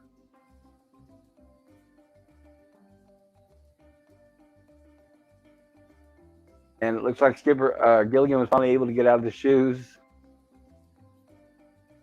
And he has a hole in his sock. And here's where they confront them. We want that duck, says the professor. And we want to eat him, says Mr. Howell. Never, says Sheriff Gilligan. And Marianne covers her ears because she's worried about what's going to happen next. And all Deputy Skipper cares about is watching the show. And they actually do shoot, but it says miss me. By the way, when the shots are actually fired, it's off camera. It's while they were showing Deputy Skipper sitting there in the chair watching is when you hear the shots. And then when it cuts back, we see the reaction here after the shot. So they're not actually going to show them trying to shoot Gilligan, which is understandable. Now Gilligan pulls out his gun and the professor panics and runs. And they both run off. That'll teach you to keep away from my duck, he says. And here comes Marianne, all pleased, running up to the brave Sheriff Gilligan. That'll teach you to keep away from my duck, he says. Shucks, it's quite enough, and justice has triumphed, says Gilligan. And it didn't show here in the stills, but Gilligan shot his gun up in the air, and as soon as he did, the duck comes falling down to the ground with a thud. And that's why Gilligan's looking down saying, oh no, Emily. And he picks up the duck, but as we all can tell, it's actually his shoe with the feathers. It's not actually Emily. And he wakes up from the dream. He still has the duck, and Skipper's waking him up. Gilligan, wake up, little buddy. And Gilligan wakes up in a daze, not knowing what's going on, and says, no, you can't have her. And Skipper helps him realize what's going on until he straightens his head out and says, Gilligan, when you wake up, you're having a nightmare. Oh, hi, Skipper. What do you want? And Skipper says, little buddy, I came after the duck. Oh, I guess he has a confession. And Gilligan's still going to stand by his duck. Oh, no, Skipper. No, Skipper. Let's face the facts, little buddy. And as you can see, the Skipper has an axe or a hatchet. That duck's not going to fly any place, he says. I'm going to starve. I'm starving. I got to have that duck. Oh, poor Sheriff. Poor Skipper. But Gilligan's still going to protect that duck. And Skipper gives him an ultimatum. If it has to be done, I'd rather do it, says Gilligan.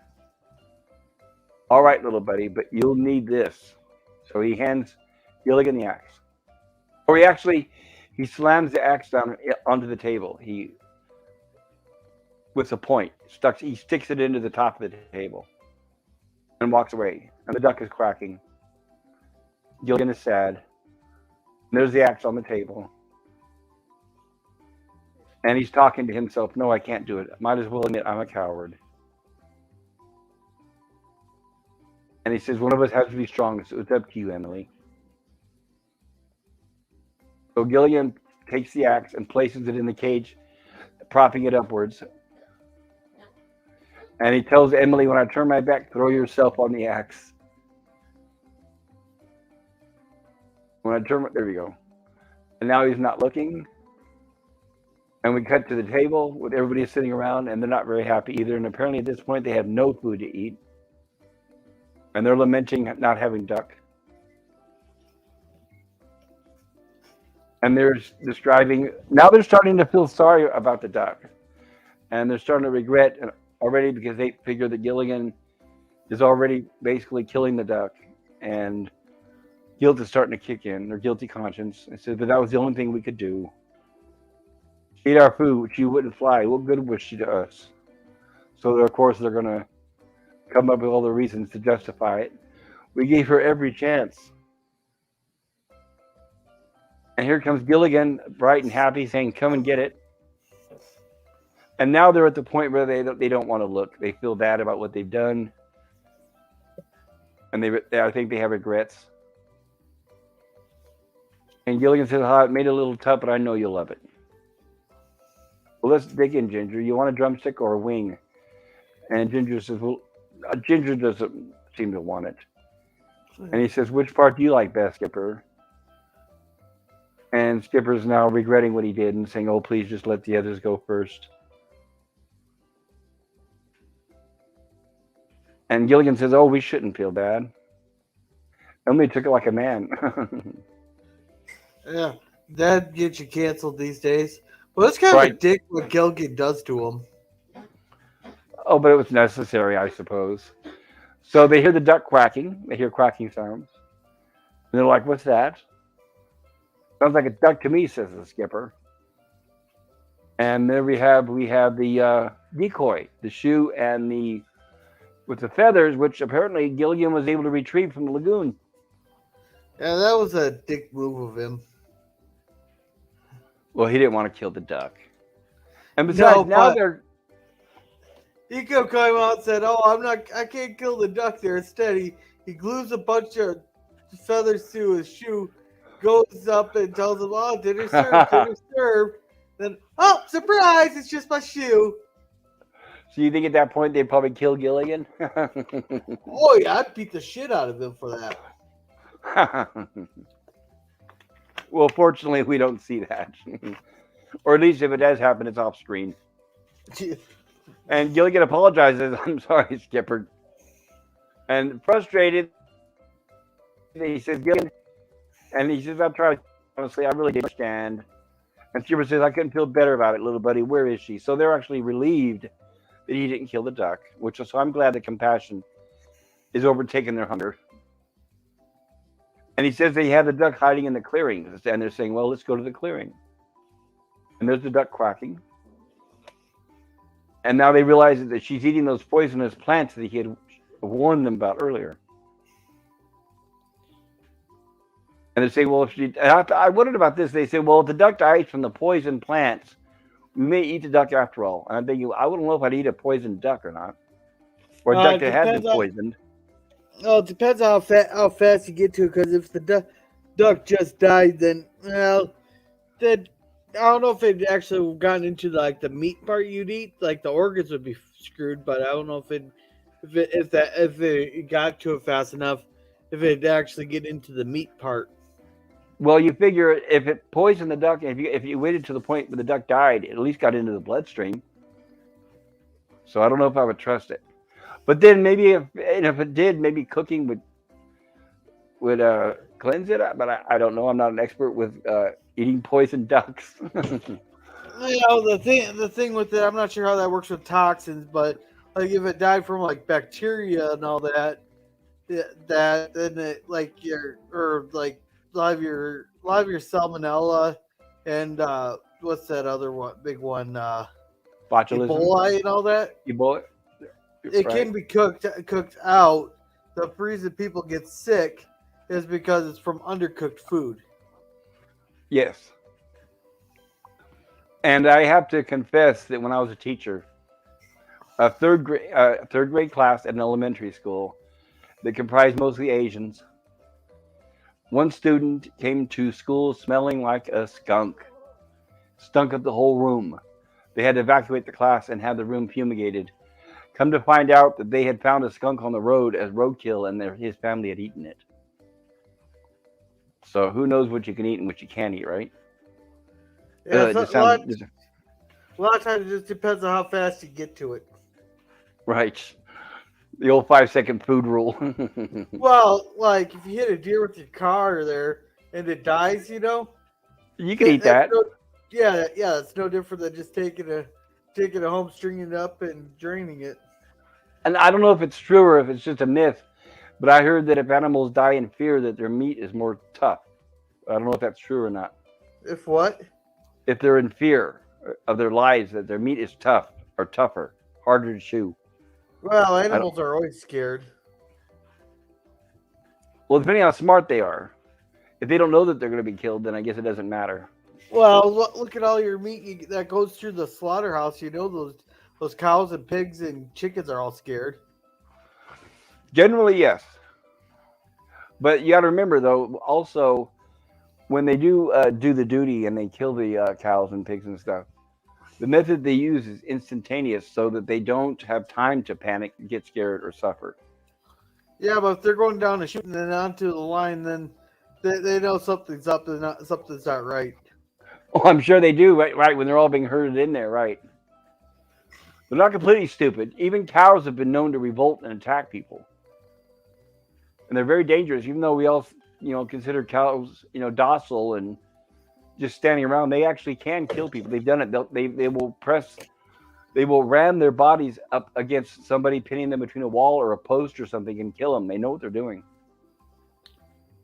Okay, so Emily, stop eating. There's Gilligan is trying to stop the duck from eating the plant.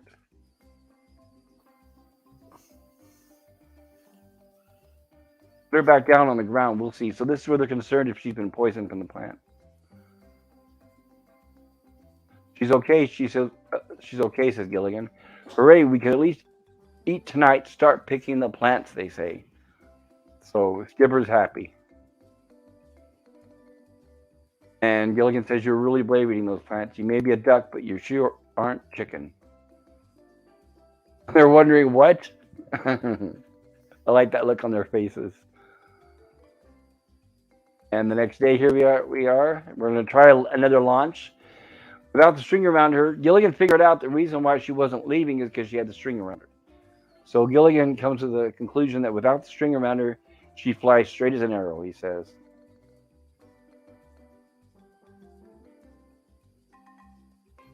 And here we are, ready, set, and he's going to launch the bird.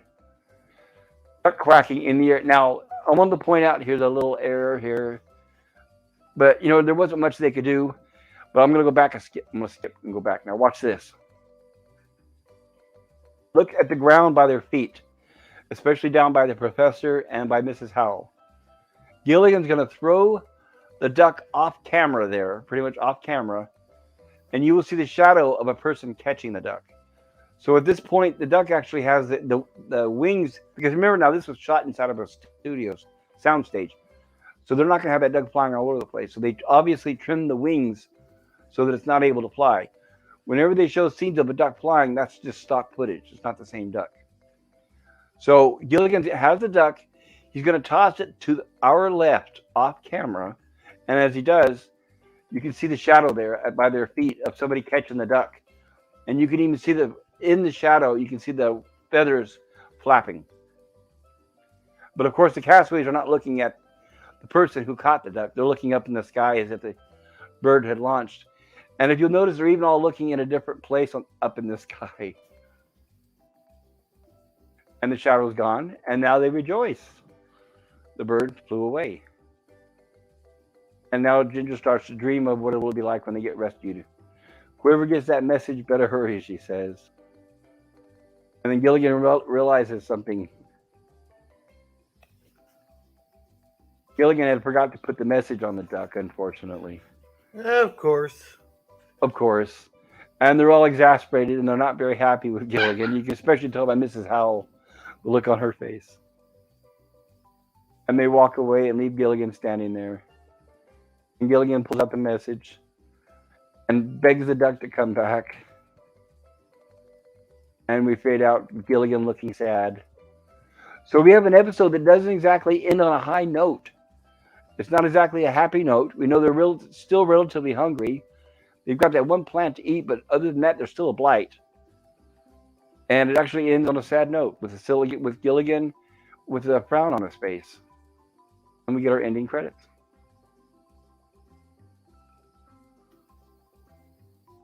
Hey, can you answer something for me?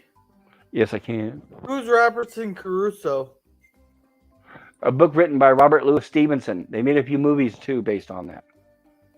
Okay, because they had that line in the ending thing. I was wondering what that was. Right, like Robinson Crusoe, it's primitive as can be. It's about a guy named Robinson Crusoe who lands on an island. It's a deserted island. He ends up meeting a native, and they don't understand each other's language. But he ends up naming the native Friday. Okay. Also, I wanted to point something else out as well. Is there's a scene in this episode here. The subtitles did not cover it. It did not show it. But there's a scene in here where Mr. Howell says it's the only way to fly. Do you remember that? Yeah. Okay, I want to show you where that line is a reference to, if I can real quick here. Hope I won't get stricken for this. So Mr. Howell, at one point, when they were talking about launching the duck, he said it's the only way to fly. And I'm going to show you a clip here from my favorite comedy movie of all time. You just press the button back there marked booze.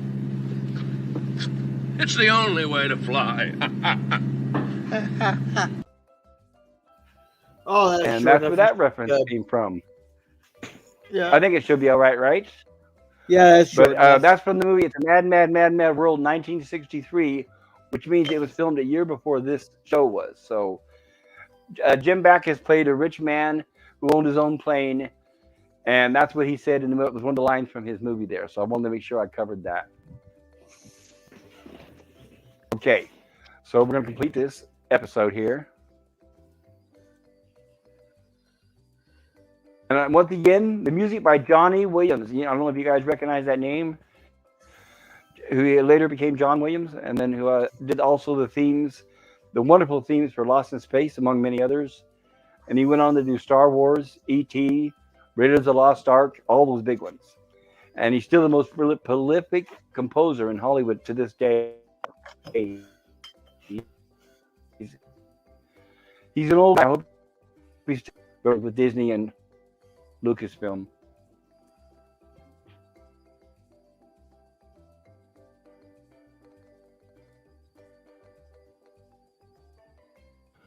Okay, so this complete.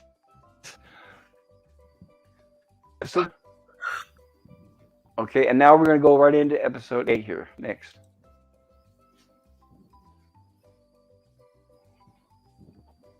And bear with me here while I load up the next one, everyone. This will not let me stop. There we go. Sometimes when I first load up, I don't know why, I need to play with my settings on my media player and set it to where it does not start playing automatically. I should be able to load a file without it just start playing it by default. Well, maybe there's a setting that you can change it to. That's what I'm going to look for. And by the way, between last week and now, I did do some changing around some of the settings of the media player, so I'm learning more about it. It's more robust than I imagined. I'm using VLC, and if you have the full version of it, there's a lot you can do to customize what it does. That's how I'm able to do these slides. I can adjust the time in between the slides. I can do 1 second, every 2 seconds, every 3 seconds, every 4, whatever I want. I currently have it set at every 3 seconds, I believe. But I could change that on the fly. But here we are with the next episode. And our heroes.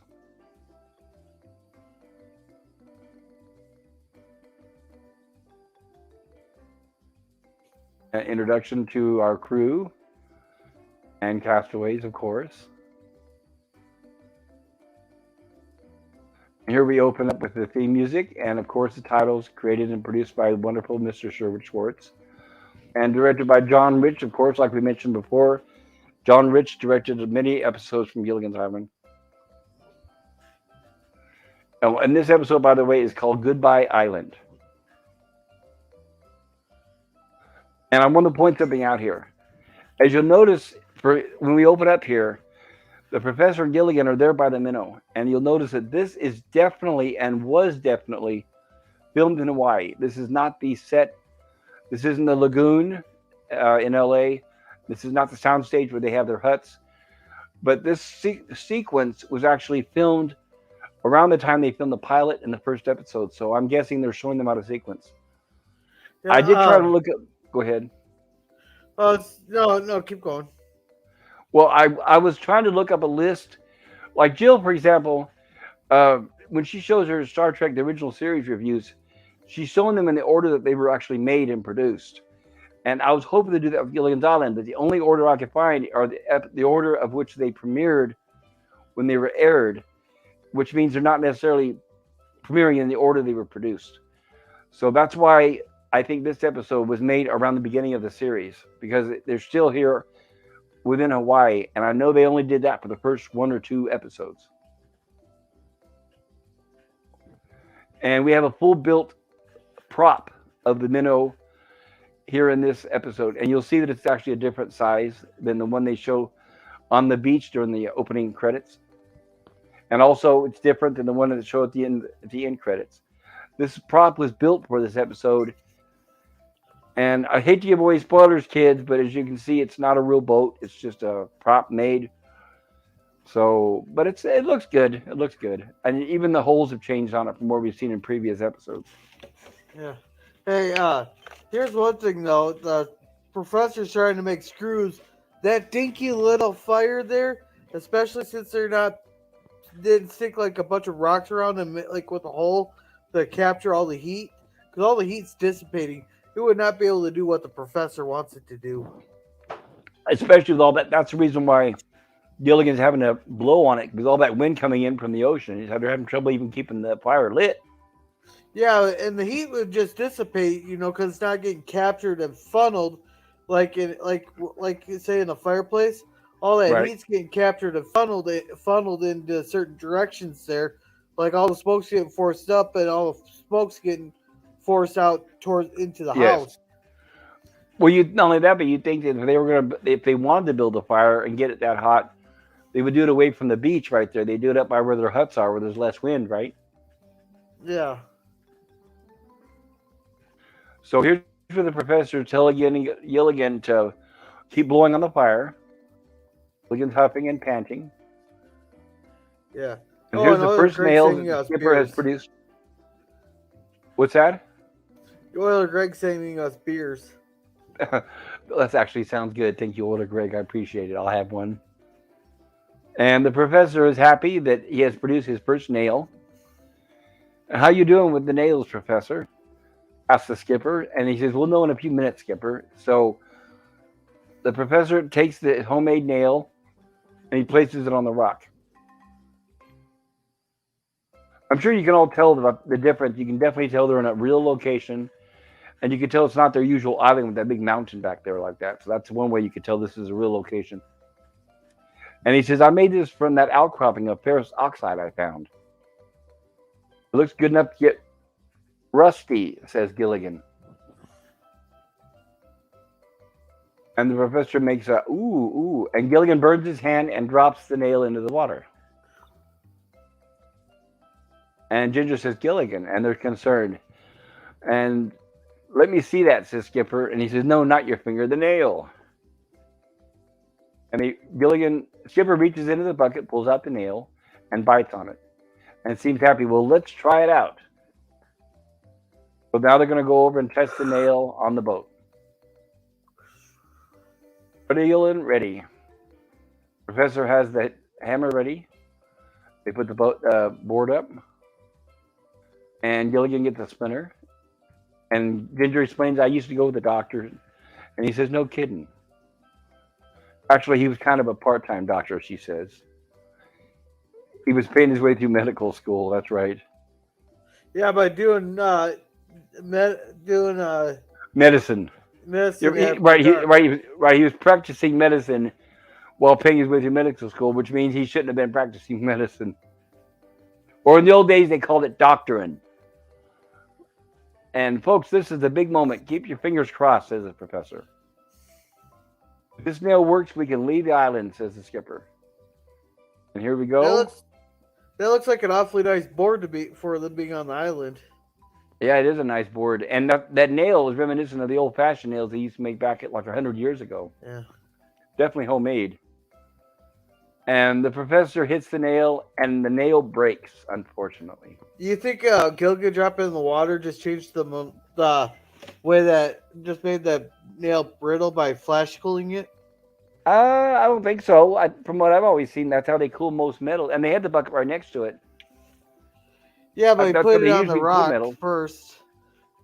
There's some stuff when you make it, they let it cool naturally versus flash cooling it. Well, you think that the professor would have said, I'll make another one, but this time let's not put it in the water. Yeah. Because whatever this nitrous oxide that he had, I'm sure there was more of it. And you can see the professor's not very happy. None of them are, but they are sympathetic. They understand that he's trying. And here come the house. And he said you'd expect to get the Queen Mary ready to sail in 6 days. Yeah, this isn't quite the Queen Mary. And they're having to explain to the house how it didn't work. And that the high tide was maybe their last chance to get off the island. By the way, that mention of high tide to get off the island specifically, that was the whole plot point in the movie Castaway with Tom Hanks. Is he had to wait for the tide to get up in order to have it big enough to take him out far enough away from the island. Otherwise, the water would pull him back in. So here's a Gilligan saying the professor is working on a new formula for making nails. That broke when he hammered it, and now he's explaining to the house. I thought we'd get the boat ready for launching. Maybe you two could make some rope, he tells Mr. Howell. Thurston, that sounds like fun. We'll make ropes out of vines, she says. And Gorilla, can you read what Mr. Howell is saying? Oh, good. That little old vine maker me. Now, do you know what that line means? I want to bring up a point here. In the 1960s, there used to be a series of commercials that came out. Jim Backus, who's playing Mr. Howell, used to do a lot of voice work. He did Mr. Magoo, among many others. But he also voiced a series of commercials for a wine company. And there's a line in those commercials from the 60s where you could hear his voice. And I'm going to play a clip of that right now. Aged in wood, who makes it taste so good? That little winemaker, me. That's where the line came from. So that commercial had been out since before Gilligan's Island, and that's why Mr. Howell made reference to it.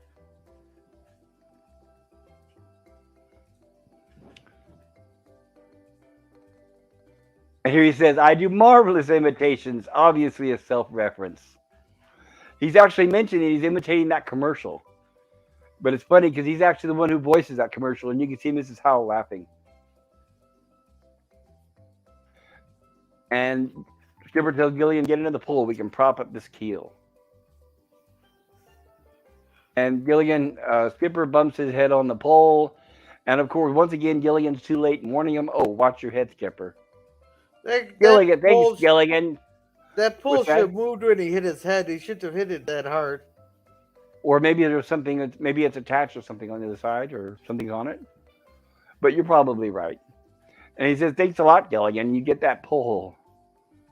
Aye, aye, sir. And Gilligan heads over. Use that pole that was on top of there. Maybe it's up there for a reason and he needs a second one. So Gilligan goes over towards a pile of poles, which are made out of bamboo, obviously. And how about this one, Skipper? Perfect. Now, get it in here, says the skipper. And Gilligan's excited, and he runs towards the boat with the pole. On the double, he says. And unfortunately, in being such a hurry, Gilligan trips, and the pole goes right through the hull of the boat and makes another big hole. Okay, here's a great. Bamboo is weak as hell. It would not have been able to hold that boat up, let alone put a hole through the boat like that. It would have shattered. You think so? What if it was green? Yeah, I know. Oh, bamboo is weak, and it's hollow. Yeah, I know it's hollow. But those segments have a core in each one of them. No, but that was shattered the bamboo. Well, very likely. It looks like. Go ahead. Well, because most boats back then were probably made out of like some kind of hardwood, like oak and all that, to resist the rotting and all that stuff. So that's a very hard wood hitting a very weak bamboo pole. Well, what I was thinking is, you see how dark it is under the boat? I'm thinking maybe that the boat is mostly sitting on the sand, and that the bamboo is used there so it doesn't tip over to either side, help balance it. Yeah, that could. I think maybe the sand might be supporting most of the weight. Yeah, I think most of the weight might be on the sand. But yeah, but that's an opinion. Well, my major thing so is Gilligan just to go through. Yes. And Gilligan trips and unfortunately makes another hole in the boat. What's that? Nothing. And Skipper says, Gilligan, will you go help someone else? And here's the professor trying another recipe for nails. And he says, "Hi, another nail?" And he says, "Yes, new formula, less brittle," he says. And hope this one works. Now, in this case, as you can see, the professor does put the nail directly in the water. And Gilligan reaches in, grabs the nail, and unfortunately, it's hard to tell here in the slides, but the nail basically bends over like a wet noodle. There it is. And the professor sees that, and he's not too happy. Well, Gilligan said it works fine if you hold it this way. A lot of good that does, right? You know, it's lines like that Gilligan says that I'm surprised they just didn't smack the shit out of him right there in camera. Just show the hand, come from off camera, and slap him in the face. Oh, show it right on camera. This I'm is sure. supposed to be slapstick cam. Right. I'm sure that this was that reminds me of the old Zaz movies, like Airplane, where they would do that. They would slap people around. And Gilligan says, "Don't feel bad. Maybe you invented noodles." Oh, poor professor. I know. Why don't I go and help somebody else, huh? He says. And Gilligan leaves, and the professor goes back and picks up the nail, and he realizes, yes, it is a failure. And the girls ask him, "Hi, how'd the professor's new nail work out?" Gilligan, "You can't use it to nail anything together. We'll never get off this island." Poor Marianne. And there's Ginger. "Keep up hope. Don't talk like that, Marianne. Remember, in our darkest hour, when all seems lost, let us search for that shine to guide us out of our desolation." And Gilligan says, "Gee, that was a beautiful speech, Ginger." And she says, "It's from a movie I was in." And he says, "What was the title?" And she says, "That was the title." And Gilligan says, "Would you get me some more?" Or Marianne says, "Gilligan, would you get me some more breadfruit for this batter?" Marianne's making pancakes. I'll get it, Gilligan. Can you help you with the pancakes? There we go. Yeah, what's up, breadfruit? So What's breadfruit? it is an actual fruit. I did look it up. I've never even heard of it. Again, hold on. I had never heard of it until when I rewatched this episode as well. What I need to start doing is start showing actual pictures of stuff like that whenever they refer to it. Well, after I have my phone on airplane mode, I can't do that. Let me do it again once I retrieve my phone. Breadfruit is green, kind of looks like an orange, but like a fuzzy orange. And it says breadfruit is a species of flowering tree in the mulberry and jackfruit family, believed to be a domesticated descendant of the Autocarpus camansi, originating in New Guinea, the Maluku Islands, and the Philippines. It was initially spread to Oceania via the Indonesian expansion. So, yeah, it is an actual fruit. There we go. And it looks like she mentioned, and wild duck eggs. How does it taste? So they have some wild duck eggs. So not only is their blight over, now they have plenty of food, and they have a source for duck eggs. And she asked, "How does it taste?" And he says, "Like breadfruit, coconut milk, and wild duck eggs." And she explains there's lots of trees on their island. Maybe they can find syrup. And Gilligan says, "Maybe one is full of syrup." "Good, let's go look," they say. And here they are searching for trees to possibly get some sap. And Gilligan digs a hole in this tree and tastes it and says, She says, "It's no good." And no, apparently it was very sour, is what Gilligan tells her. Yeah. So apparently this episode, they're not afraid of being poisoned by the trees. Nope. Or maybe are trees poisonous? I hadn't thought about that. We know that there are species of plants that are poisonous. I don't know about trees. Some of that sap in the trees can be very, very toxic to you. Well, it can't. And once again, of course, it's Gilligan the one's going to find out, right? You think at least he'd get extremely bad stomachache if it was a bad tree. Yeah. And here's the Howls wandering through the jungle. "It was so wise of you, Sebastian, to insist the boat be repaired." Of course, they're taking all the credit. "It won't be long now before we're home," they think. "And not a moment too soon. I've already missed board meetings." Or is it 6 board meetings and 12 of my corporations? He's trying to remember. And she says, well, Thurston, you do have problems. It is rather difficult being rich, he says. If it weren't for the money, I'd rather be poor. And then she says, Thurston, why do you suppose those young people are doing? And here's where he sees Marianne reacting from tasting the sap. Sour, yeah, she says. Well, that's perfectly obvious, Lovey. They're kissing the trees, says Mr. Howell. And she says, it must be a new fad. Oh, the younger generation. And here's another tree that they're trying. And Mr. Howell says, they do seem to be enjoying themselves. Oh, darling, you're so modern, she says. And he decides to go over and kiss a tree to see what it's like. And she asks him, and he said there's a lot to be said for the old-fashioned way. He preferred to kiss a girl, of course. And here they find a tree that actually does taste sweet. And she says, yeah, it's sweet. And here's where a touching moment that you don't see very often in the series, where Marianne actually says to Gilligan, just like you, Gilligan. And he says, oh, yeah, he's not even paying attention. So it's kind of like a light flirtation.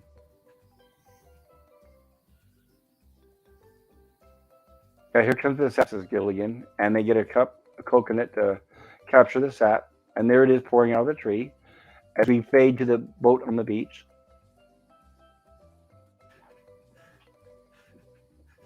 And here's where the professor is talking to Ginger. Oh well, we'll have to wait till it.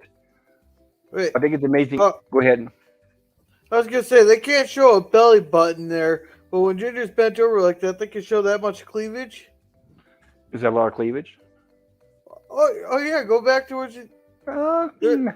They're allowed to show that, but you can't show a belly button. I guess so. Yeah.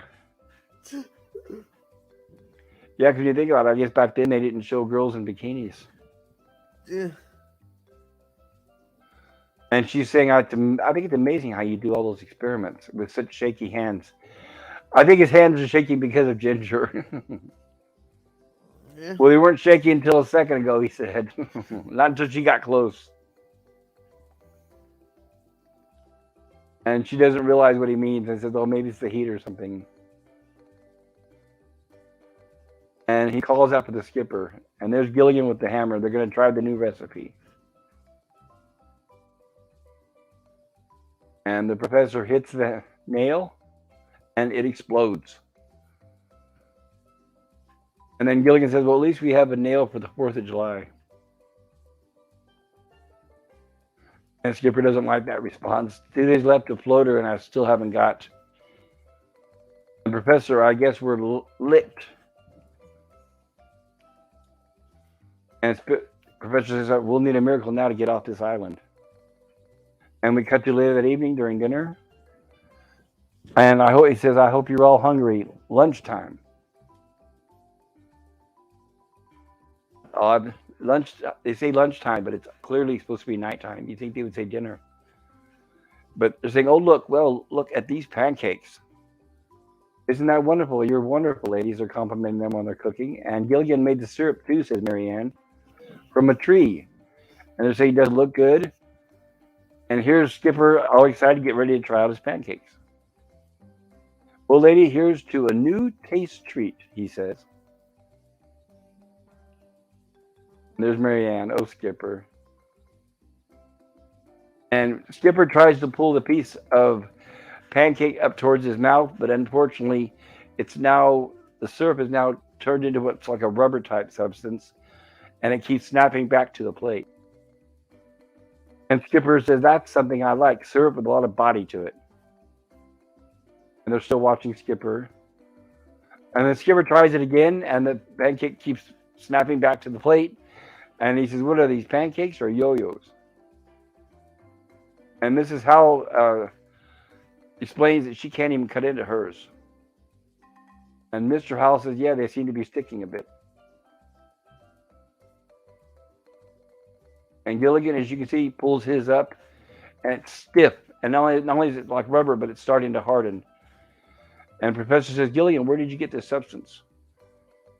Well, it's something like maple syrup, he says. I have seen brand new girdles that weren't as snappy as this, says Ginger. And Skipper notices it's getting to be like glue, even worse. And the professor says, yes, it certainly is. It's setting like cement. Sure is. Look, says Gilligan as he tugs on his.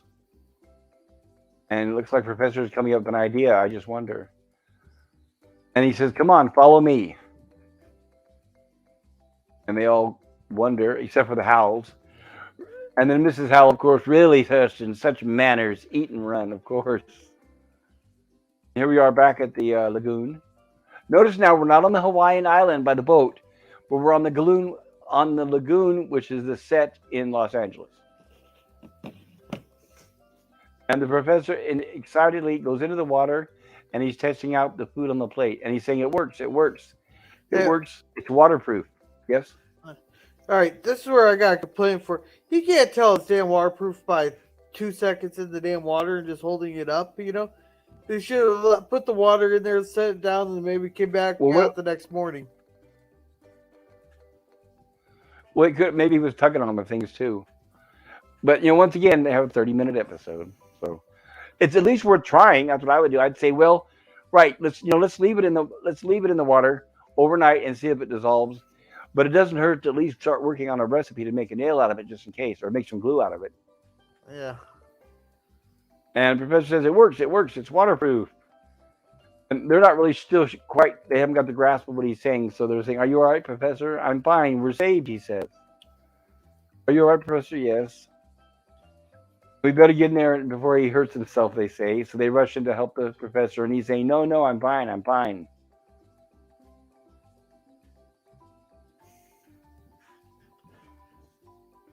And he says, you found the miracle we've been looking for, Gilligan.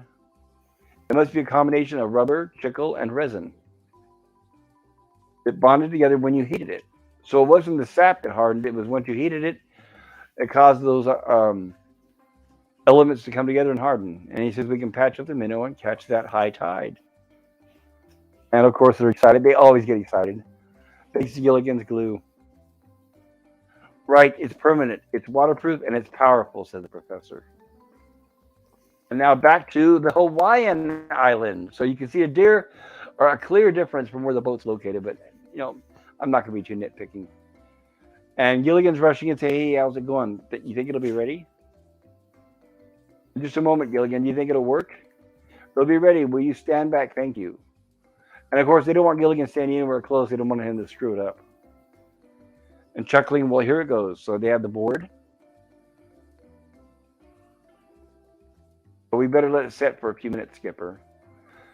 And then Gilligan says, I'm glad I did something right for a change. And Marianne, sweet Marianne, Gilligan, you deserve a reward for this. And then Professor says the Smithsonian Institute may want it. What's that? Oh, no, so we're just about to get to something I wanted to point out. All right. Keep going.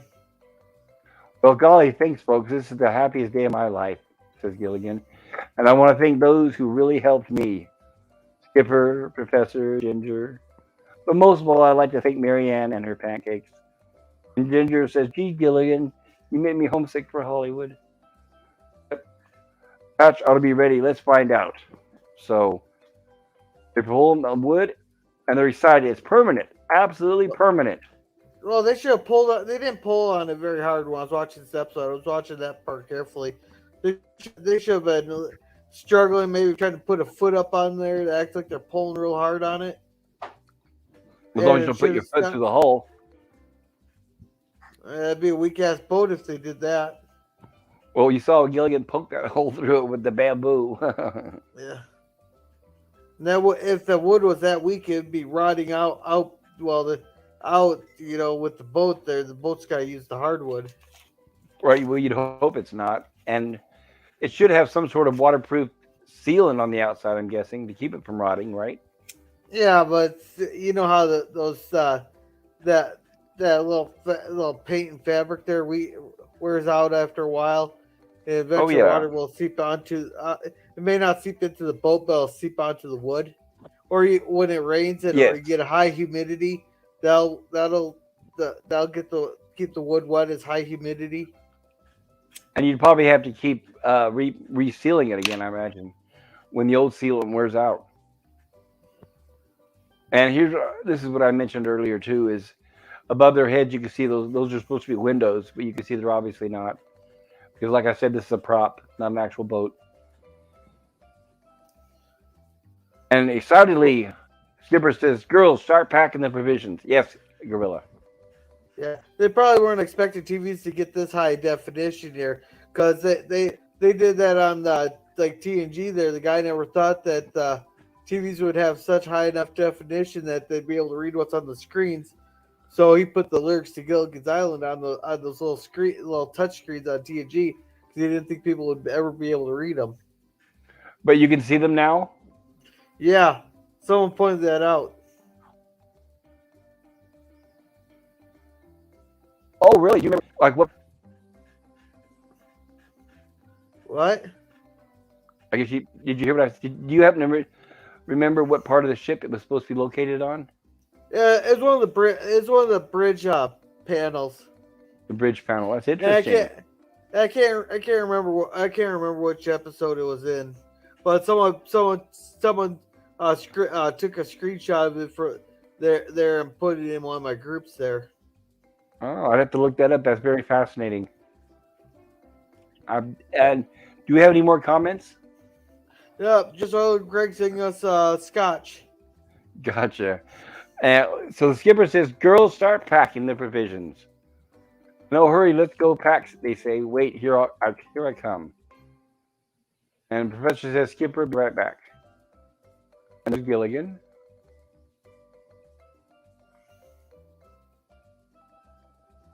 And now Gilligan's asking the skipper, "Well, sir, I was wondering, would you do me a favor? What is it?" says the skipper. "Well, I go on. Can I help too, sir?" And skipper says, "Well, certainly you can help, little buddy." By Yes, staying sir, out of the way. right. Yes, sir, your whole crew, sir. Yes, sir. He says, "We're going to need new brushes for the glue." And Gilligan turns around, starts walking, and then stops and realizes that the planks are there. He doesn't want to trip over the planks. He's already made enough mistakes. And not paying attention here, he steps into the bucket of glue. And now he realizes the glue's starting to harden on his shoe. And Skipper happens to notice. And Skipper comes to talk to him and realizes. And it looks like Gilligan's got his foot out of the bucket. But unfortunately, now he's got the mess of the glue on his shirt and his hand.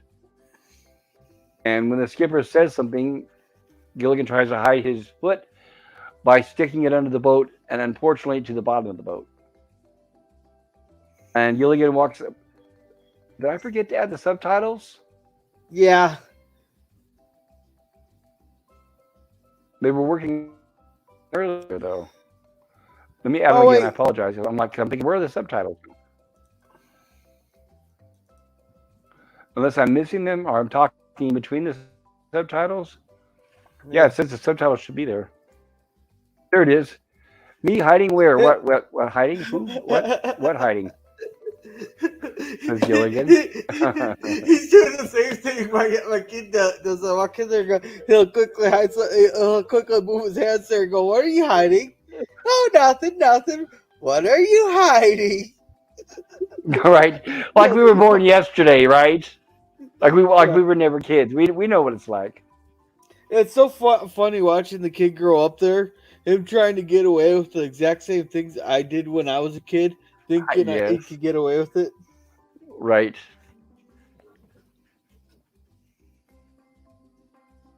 And Skipper knows what's going on. "Skipper, I got a confession," he says to make.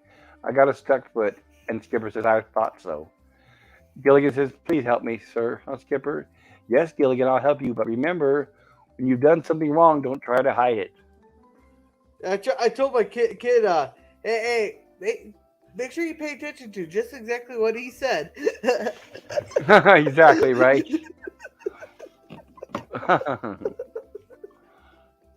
And here's where we have the skipper is going to try to help pry Gilligan loose from the boat. And he needs leverage. And skipper says, "Put your hand on my shoulder." But, says Gilligan, and he says, put your hand on my shoulder, repeats the skipper. Gilligan puts his hand on the shoulder, and then Skipper realizes, did you have glue on your hand, Gilligan? Gilligan nods his head, uh-huh. Just like a kid, right, realizing he's in trouble. And now the professor grabs Gilligan's arm and tries to tug and pull, and he's unable to release the arm from his shoulder, but at the same time, he realizes that Gilligan also had glue on his sleeve. And he says, on the sleeve too, Gilligan? And Gilligan says, on the sleeve too. And Skipper says, that glue went right through my shirt. That sounds painful. And this is where Skipper says, we're going to try again. All right, come on, Gilligan. Heave ho. And he's pulling on Gilligan. And they're still tugging, but that chute was stuck. And now he pulls them loose, and they both fall to the ground. And as they do, unfortunately, Skipper gets his arm and accidentally sticks his arm in the glue. And now here they're still attached to each other. And Skipper said, you're getting it on my back, but that's all right. Thank you, says Gilligan. That's very nice of you. You're welcome. Now let's try and get up, says the skipper. Skipper could just take his shirt off and he'd be unstuck from Gilligan. Nope, that's why he said the glue went straight through to his shoulder. It wouldn't do any good to take the shirt off if it stuck directly to his shoulder. Sure. That's why it must be painful. Right, so we know that if it's stuck to his skin, they've got to find a way to dissolve that glue. Because otherwise, it's, how are you going to remove that from the skin without tearing your skin?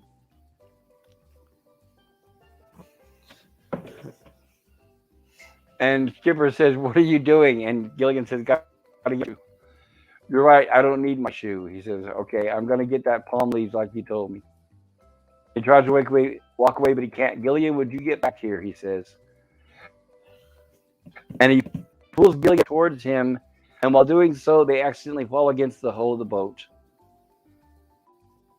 And Gilligan had the syrup or the glue on the back of his shirt, so now he's completely stuck on the hull. So we have Gilligan stuck to the hull, and we have the skipper stuck to Gilligan. And Gilligan says, well, at least I'm closer to my shoe. And in his aspiration, Skipper says, Gilligan. Now, we have got to be calm and logical, says Skipper. Now, let's think. And Skipper says, now let's think. And Gilligan says, right, think. And they struggle for a second. Gilligan puts his hand on his face, and then remembers he had glue on that hand as well. And his hand is stuck to his face.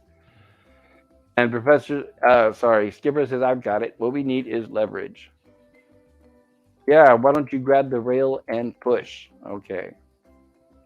So here's where they do that. And Skipper pulls, reaches behind, grabs the rail, and then realizes that his hand is now glued to the rail.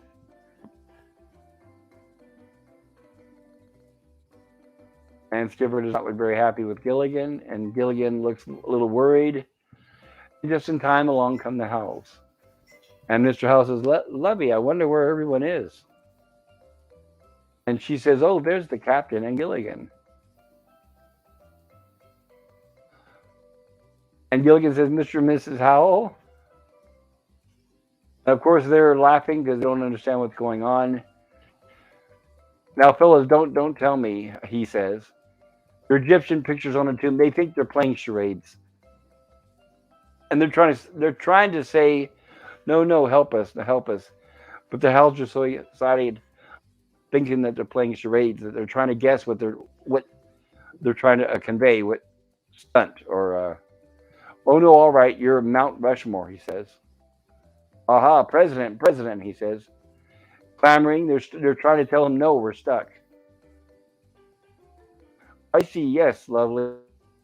They're trying to give me a clue, he says. I think they said glue, Thurston, says Mrs. Howell. And Thurston says, good heavens, you're right. They are stuck there, by gum. And he laughs, says, stuck by gum? Did you hear that, Lovey? And will you do something to get us off of here? Says Skipper. Call somebody, but get something to help us with. Yes, yes, of course, yes, we will get the professor, says Lovey. Don't go away, says Mr. Howell. Like they can go away, right? And here we have Mrs. Howell running into the professor's hut saying, we hate to drop in without an invitation, Professor. This is terribly important. Something has happened. They're at the beach on the boat.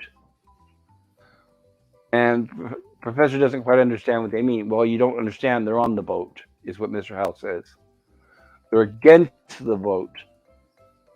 They're attached to the boat. They're even mounted there, says Mr. Howell. And Lovey says, yes, like the moose heads in Thurston's trophy room.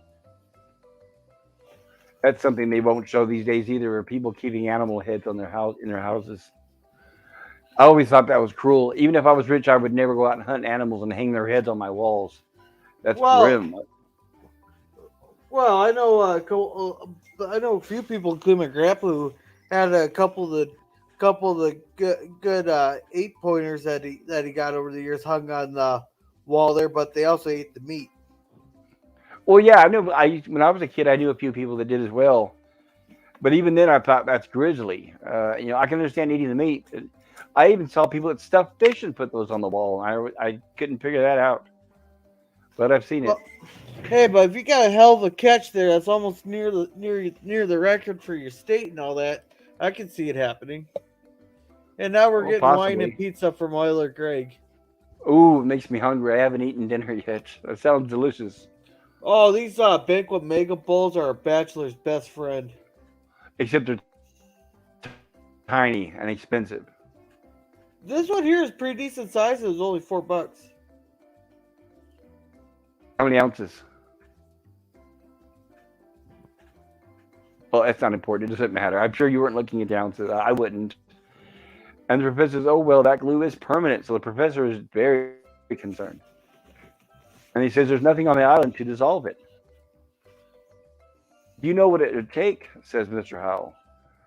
And Mr. Howell, the professor says, it would take a polymer derivative of an organic. And he says, watch your language, says Mr. Howell, in the presence of a lady. And Professor says, forgive me, but let me put it this way. In order to dissolve that glue, I need an aromatic acetate, he says. And he says something like perfume. Wait a minute. Yes, perfume, he says. Gasps, I have perfume, Professor, says Mrs. Howell. Yes, you do. I'll go check the other girls. So Professor runs out to go ask the other girls about perfume. And we have the Howells here, and Mrs. Howell is sitting in front of her bureau, I guess, and with her gallons, literally gallons of perfume. And Mr. Howell's holding up the first bottle here. Oh, Thurston, that's an evening perfume, she says. You can't use that until the sun goes down. Well, of course, what am I thinking about, he says. And he grabs the next jug on her desk, and she says, no, you men, that's an indoor perfume. Gilligan and the skipper are definitely outdoor types, she says. And she says, this is a lovely fragrance. And she says, not too heavy, not too light, and just a hint of spice. And he grabs it and she says, oh, Thurston, that's the one I used to get you to propose to me, she said. Oh, that's what did it. Mm-hmm, he said. Oh, I wish I could remember exactly what he said, but the subtitles didn't catch it. Oh, by all means, we couldn't use that one, he says. Yeah, that's their honeymoon one, or was it? I feel silly proposing to... Right, this is the line I wanted to show here, where he says, I feel silly proposing to that old boat. And the look on her face when he says old boat, watch, because usually the line is old goat when you talk about a lady. And every now and then Mr. Howell will throw these sly insults towards Mrs. Howell, and she knows she's not stupid. So he says, I feel silly proposing to that old boat, and look at the look on her face. And then she knows, well, that's not quite right. There's where she realizes what he said. Don't want to get flagged. And there's Jim. professor calls for her, and she says, "In here, professor." And he walks in, and he immediately starts sniffing her neck. And she's saying, here's where she's trying to tell him about the dress. Remember this dress? I made it from, but he immediately starts sniffing her neck. Oh, Okay, professor, on I the day bite my we're tongue. I leaving. bite my tongue. I bite my tongue. I got It does comments seem about pretty bite my tongue. forward. It does seem pretty forward for the professor, all of a sudden, right? No, that's not But the comment I was gonna make. I was having deja vu here, but I bite my tongue.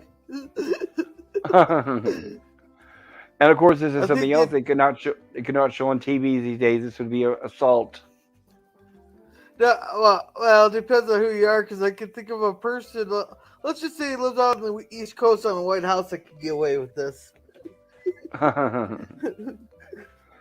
And she says, "Oh, professor, on the day we're leaving, have you got any more?" She says, "I haven't got time to explain. Where do you?" And he explains to her, "I haven't got time to explain. Where do you keep your perfume?" He says. "Behind my ears, can't you tell?" She says.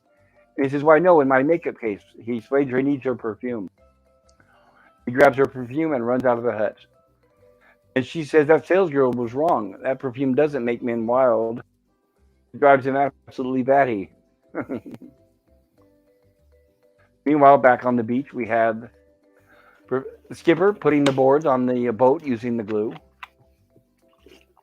And Gilligan says, "Skipper," and Skipper says, "Go away, Gilligan. Don't bother me now. I'm re-gluing the entire boat," he says. So just to be sure, he put glue all over the entire boat, even in places where there were no holes. And as Gilligan is following him around to the other side of the boat, Gilligan trips in the sand. And Professor Skipper, I can tell I'm getting tired.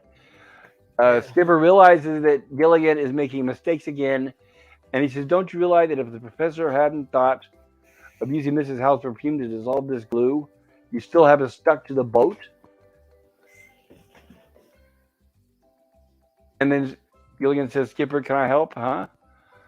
"All right, Gilligan, I'll glue and paint," says Skipper. And Gilligan tries to help him, and Skipper says, "Gilligan, cut that out. You can help." "Thank you, I appreciate it," says Gilligan. "I said you can help. I want you to go to the top of that hill." "Aye, sir." And he tells him, "I want you to go out to the top of that hill and watch out for icebergs." And Gilligan says, "Aye, sir." "Icebergs? Skipper, we're in the tropics." And Skipper says, "I know. That's why we're there. That's why they're hard to find. Now run along." So yes, he just Busy doesn't work. want.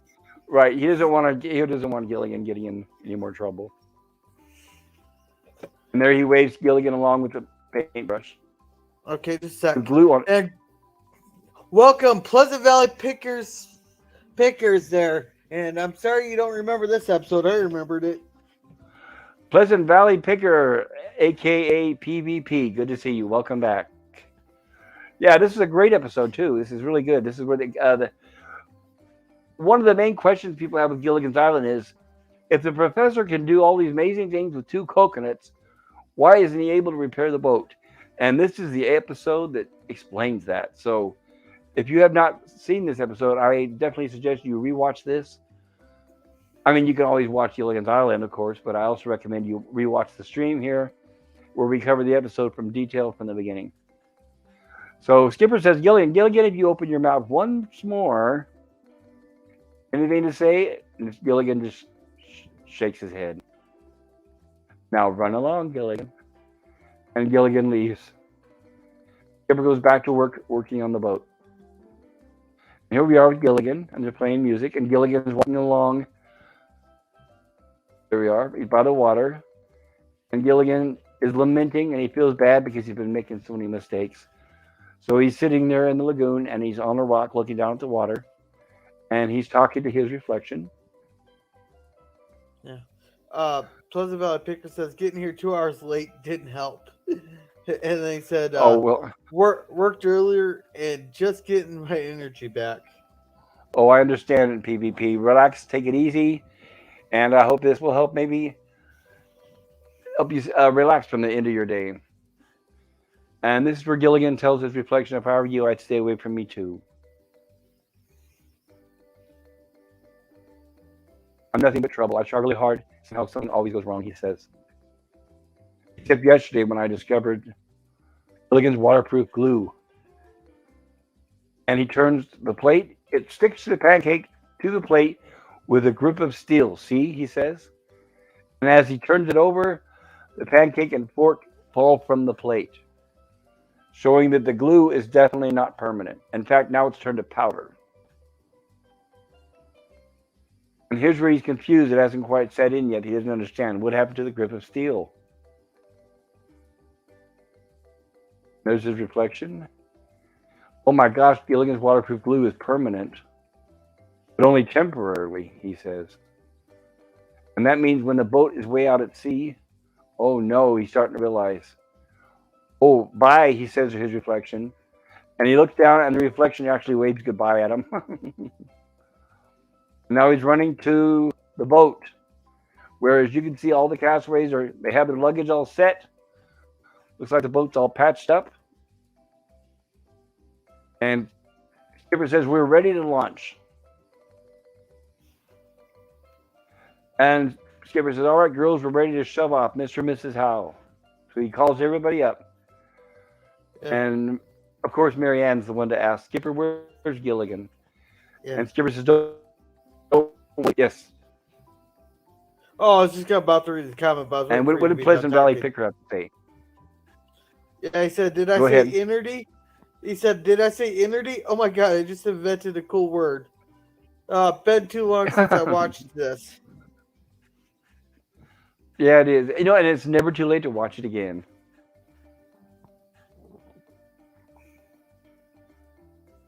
And here's where the girls are saying, well, goodbye, Island. Hope to see you again sometime, says Ginger. What a place to make a movie, she says.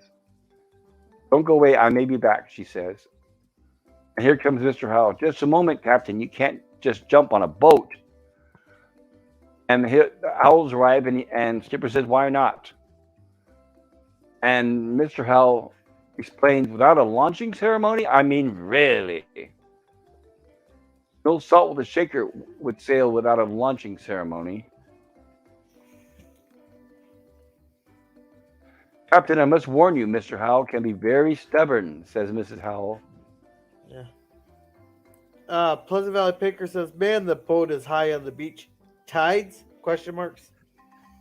That's why another reason why Skipper says they need the high tide earlier in this episode in order to launch that boat. Maybe they're hoping the high tide will lift it up off the sand, off the shore. Well, part of the thing is too, if they don't go out in high tide there that the waves will just push it back onto shore. It will exactly. They need that high tide to not only pick up and carry the boat out, but to carry it away from the island, far enough to where the waves don't bring them back to the island. And thank you this way for launching. Here we are, and now they're going to have a small ceremony of similarly launching a boat. And Mr. Howell, of course, will take it upon himself to make the speech. We're gathered here for this festive occasion, and he stops. Good heavens, where's the champagne? He explains. And I wanted to ask Gorilla, do you know what he's talking about with a bottle of champagne? Yeah, they break it over the hull. Correct. And do you know why they do that? Do you know where that came from? I'm guessing some first officer of a ship was drunk before they were about to set sail, and so the captain smashed the bottle over the hull to make a point. Well, actually, it's a little different than that. It goes way back to like the Viking days, and it's kind of brutal. They actually used to use babies, and when they smashed the baby against the hull, the blood on the hull was a sign of good luck, and they eventually changed it to wine. Sorry for that dark trivia there, but it is true. And they asked about the champagne and said domestic will do for a launching, like they have wine just sitting around. Yeah. But now Gilligan, yes. Oh no, I thought you were done there. I was gonna try to sneak in 2 more chats. Yeah, go ahead. Yeah, chats always come first. Yeah, we're nothing without the chat. So chat come first. PvP says that LL they needed champagne, and he said for luck. Right. That was the whole point, is why they had the launching. The bottle was supposed to be for luck. And now Skipper Gilligan runs up to them, and he's saying, but Skipper, but they're saying, not now, Gilligan, of course, like they're always doing. Not now, Gilligan. We're having a launching ceremony, says the skipper. Later, but the boat's going to sink, says Gilligan. Irresponsible rumor. Gilligan, will you be quiet? Come on, we're going to miss the tide, says the skipper. Stop, wait, says Gilligan. And he says, Skipper, can I ask you something? In all my life, have I ever done anything that turned out right? The glue, it won't hold, says Gilligan. He said, the boat's going to sink. And Skipper says, sink? Nonsense. Why, the old Minnow is just as solid as a rock. And when the skipper says that, he hits his hand up against the railing. And the railing pops loose, takes Skipper over. And Gilligan says, see, the glue, it won't last more than 3 days. And as he says that, the boards start popping loose or peeling loose. And now they take on a form of more like a rubber looking.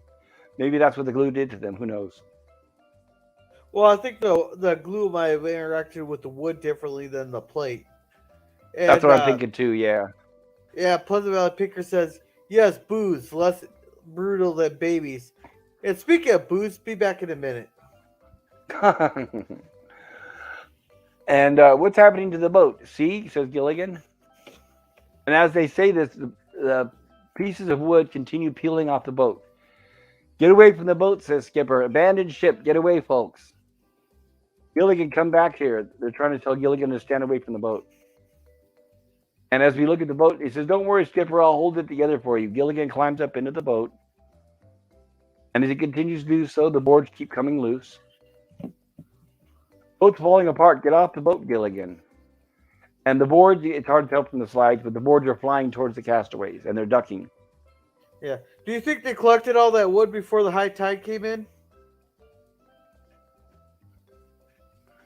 I would. It could always come up to use later, unless it's like rubber.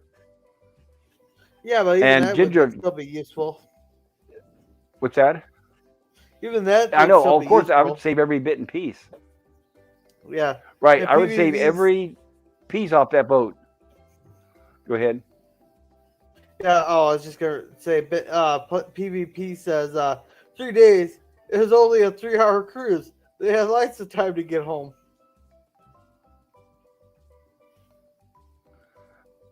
I think what he means is it was 3 days ago since he discovered the glue, and that they first started working with it, and since that he first glued that plate to the pancakes. So I think what they mean is they've had 3 days pass since then.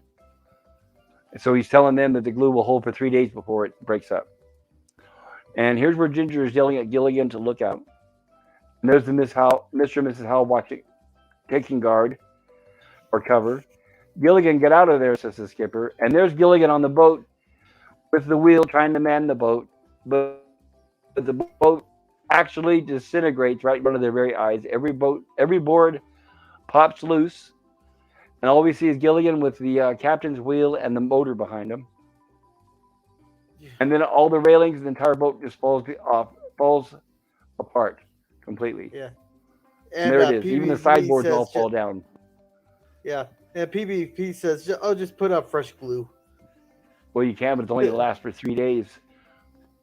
I think what he's saying is if they glue the boat and it was only a 3-hour tour, if they have 3 days with the glue on the boat, they should be able to hit land wherever they're going before the glue stops working, I think is what he's saying. Yeah. And he said maybe nails, they invent everything else. They tried that at the beginning. Yeah, PvP. They do try a few different recipes of different kinds of nails, but unfortunately they weren't strong enough. But that is possible. If you were to think, well, the glue should hold for at least 3 days. If we can get out there, we should be able to find land within 3 days. But then, there's always that question, what if we don't find land within 3 days? We don't want the boat disintegrating right out from under us while we're on the ocean, right? And as we see, this is all that's left of the boat. So for those people that say, how come the professor, if he can repair all these things with two coconuts, why he cannot fix a hole in a boat, we have our answer now. And at this point, as you can see, there's really nothing left of the boat. Even though in future episodes, as we all know, during the opening of the season or of each episode, we will see the boat on the beach. But this is basically telling us the fate of the ill-fated Minnow. Yeah. And Gilligan is still at the point where he can't really comprehend what happened. And they're all looking in shock, as you can see. And Gilligan says, well, at least I saved the wheel, Skipper. And it's nighttime. And there's Skipper cooking. And Gilligan comes out from the hut. Skipper. Gilligan, sit down a minute, says Skipper. Okay, Skipper. Gilligan, this is important, says Skipper. I know that I yell at you a lot, but it's nice to have this chat.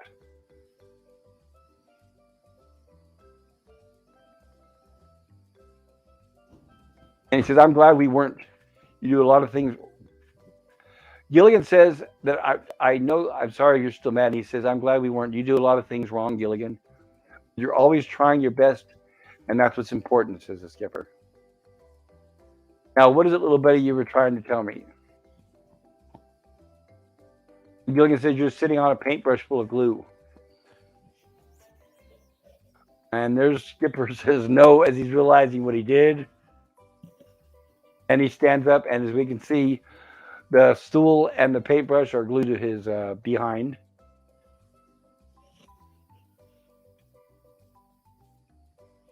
And there's Skipper once again in exasperation. And Gilligan says, Skipper, look on the bright side. Nobody can ever pull a chair out from under you. And boom, Skipper just... knocks him right out. Well, once again, right? You'd figure in real life, Gilligan probably walking around with black eyes and bruises and broken bones, right? Yeah. And no, PvP, I see what PvP says in the chat. We totally understand, and that totally makes sense, PvP. I know you're making rational sense out of a comedy series. I should know, but no, you're fine. Because Gorilla and I are doing the same thing. We try to rationalize a lot of these scenes, even though we know it's a comedy. So, it always deep it. We know that they're going to stretch the logic somewhat. This stupid. Oh, I hate Windows. Oh, I hate Windows. Okay. And here they fade out. And we see the ending credits. And they're here for a long, long time. It's sad. We can't even sing this song without worry about getting struck. Okay, it. Karaoke one of these days, right? Yeah.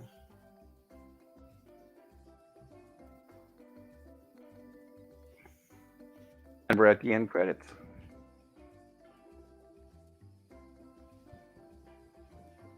And there we are. So that completes our second episode. And I hope you all enjoyed it. If you liked what you saw, please hit the like button. Possibly subscribe to my channel. Hit the alert button if you would like notifications for next time I stream. And share this out on Twitter, Facebook, or whatever platforms you have. And is there anything you'd like to share, Gorilla, about these episodes? No, not really. I made all my points throughout the thing. Okay. I did, for those of you in the chat, I did put out a poll.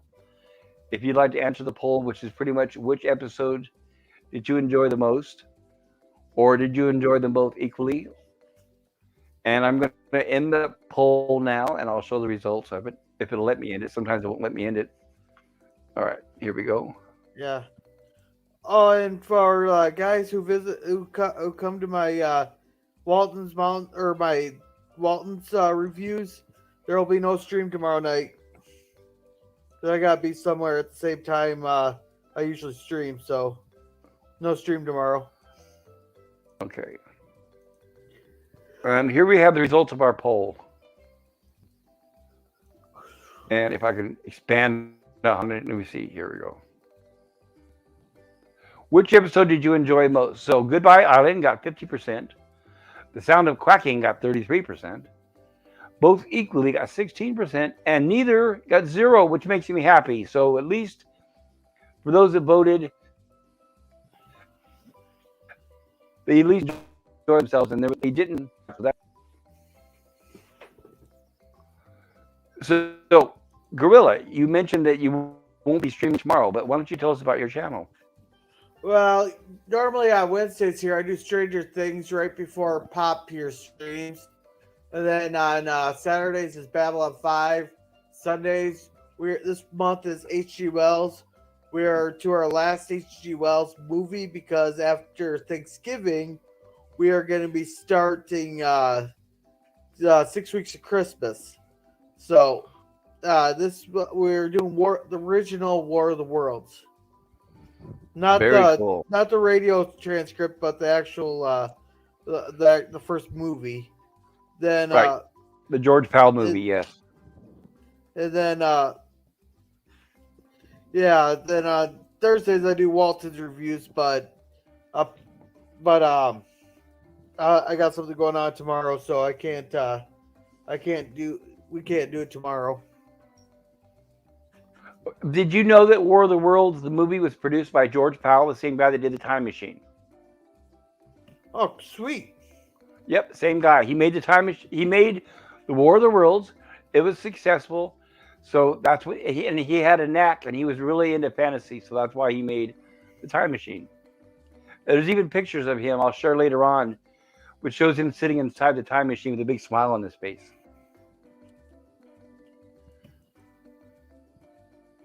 And I'll try to catch up on the chat here because I know we were kind of busy earlier. I apologize for that, everybody.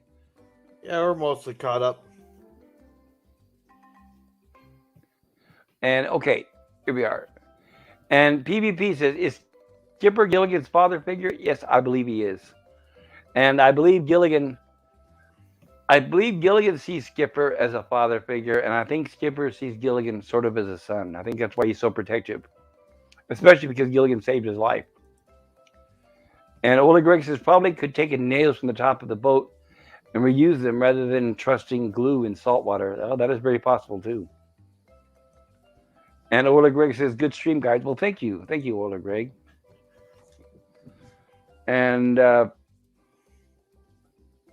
people, very fun series. Yes, it is. Very close to my heart. I love it. And copy stuff on here is a pain. Yes, it is. I got to be really careful. It's a fine line, and we have to dance. We'll pop on when I can. Yes, PvP, you're always welcome. And Ola Greg says Republicans win House control. Is that true?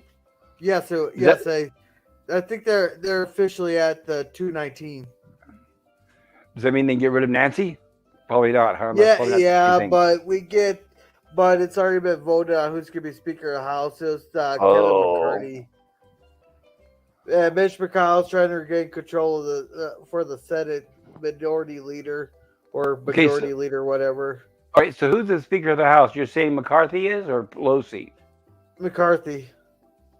So you're saying Nancy Pelosi's out? Yeah, I think she's going to try to bid for the Italian diplomat.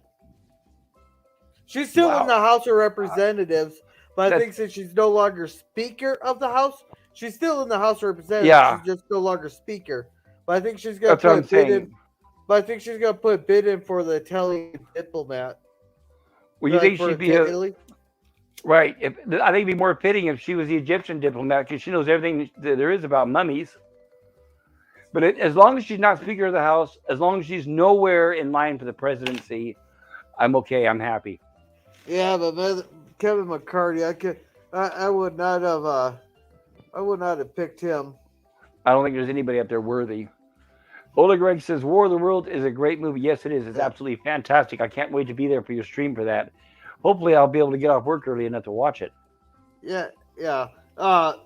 Jim Jordan would have made a great speaker. Who? Jim Jordan from Ohio. I think he's from Ohio.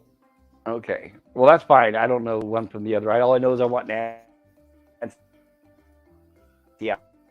out. I wanted to thank everybody who came along in the chat, if I can remember. But I know we had Ola Greg here and PvP. I know we had Anti-Derivative Jill at one point. And I know that Resolute Germ was here. Captain Finity was here. Is there any names that you can think of, Gorilla, that I might be missing? I'm going through it right now. Harper Stacy. Harper Stacy, that's right, a new name. I hope Harper Stacy, I hope you subbed to my channel. And my Pop Culture Curator channel, by the way, everybody, I have a stream every Monday. I cover Star Trek, the animated series reviews with my guest host, Anti-Derivative Jill. But by the way, that is a shout out for Anti-Derivative Jill's channel. You've got to check it out. She is fantastic. And on Monday, we have the animated series on my channel on Sunday review. And then we have Star Trek, the original series on Monday. You'll catch me over on Anti-Derivative channel, Anti-Derivative Jill's channel, where we review Star Trek TOS, which is also fantastic and full of knowledge and trivia that I think you'll discover. There's a lot of things you don't really know, just like with Gilligan's Island here. I think you'll walk away knowing a lot more than when you walked in. I think you'll find it pleasantly surprised. I think you'll be pleasantly surprised. And I think I missed this. Well, I saw some chats here. Mrs. L had put out. Oh, that's right. Okay, we did cover that. All right, good. Okay.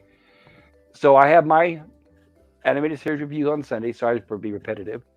And on Monday, the TOS reviews on Anti-Derivative Jill's channel. And Wednesday, we have our wonderful Gilligan's Island stream like you see here. So thank you. I owe everything to the chat. I owe everything to my co-host, Gorilla's Random Thoughts. I want to thank you. You did excellent today, highlighting the chats and bringing them up in the panel.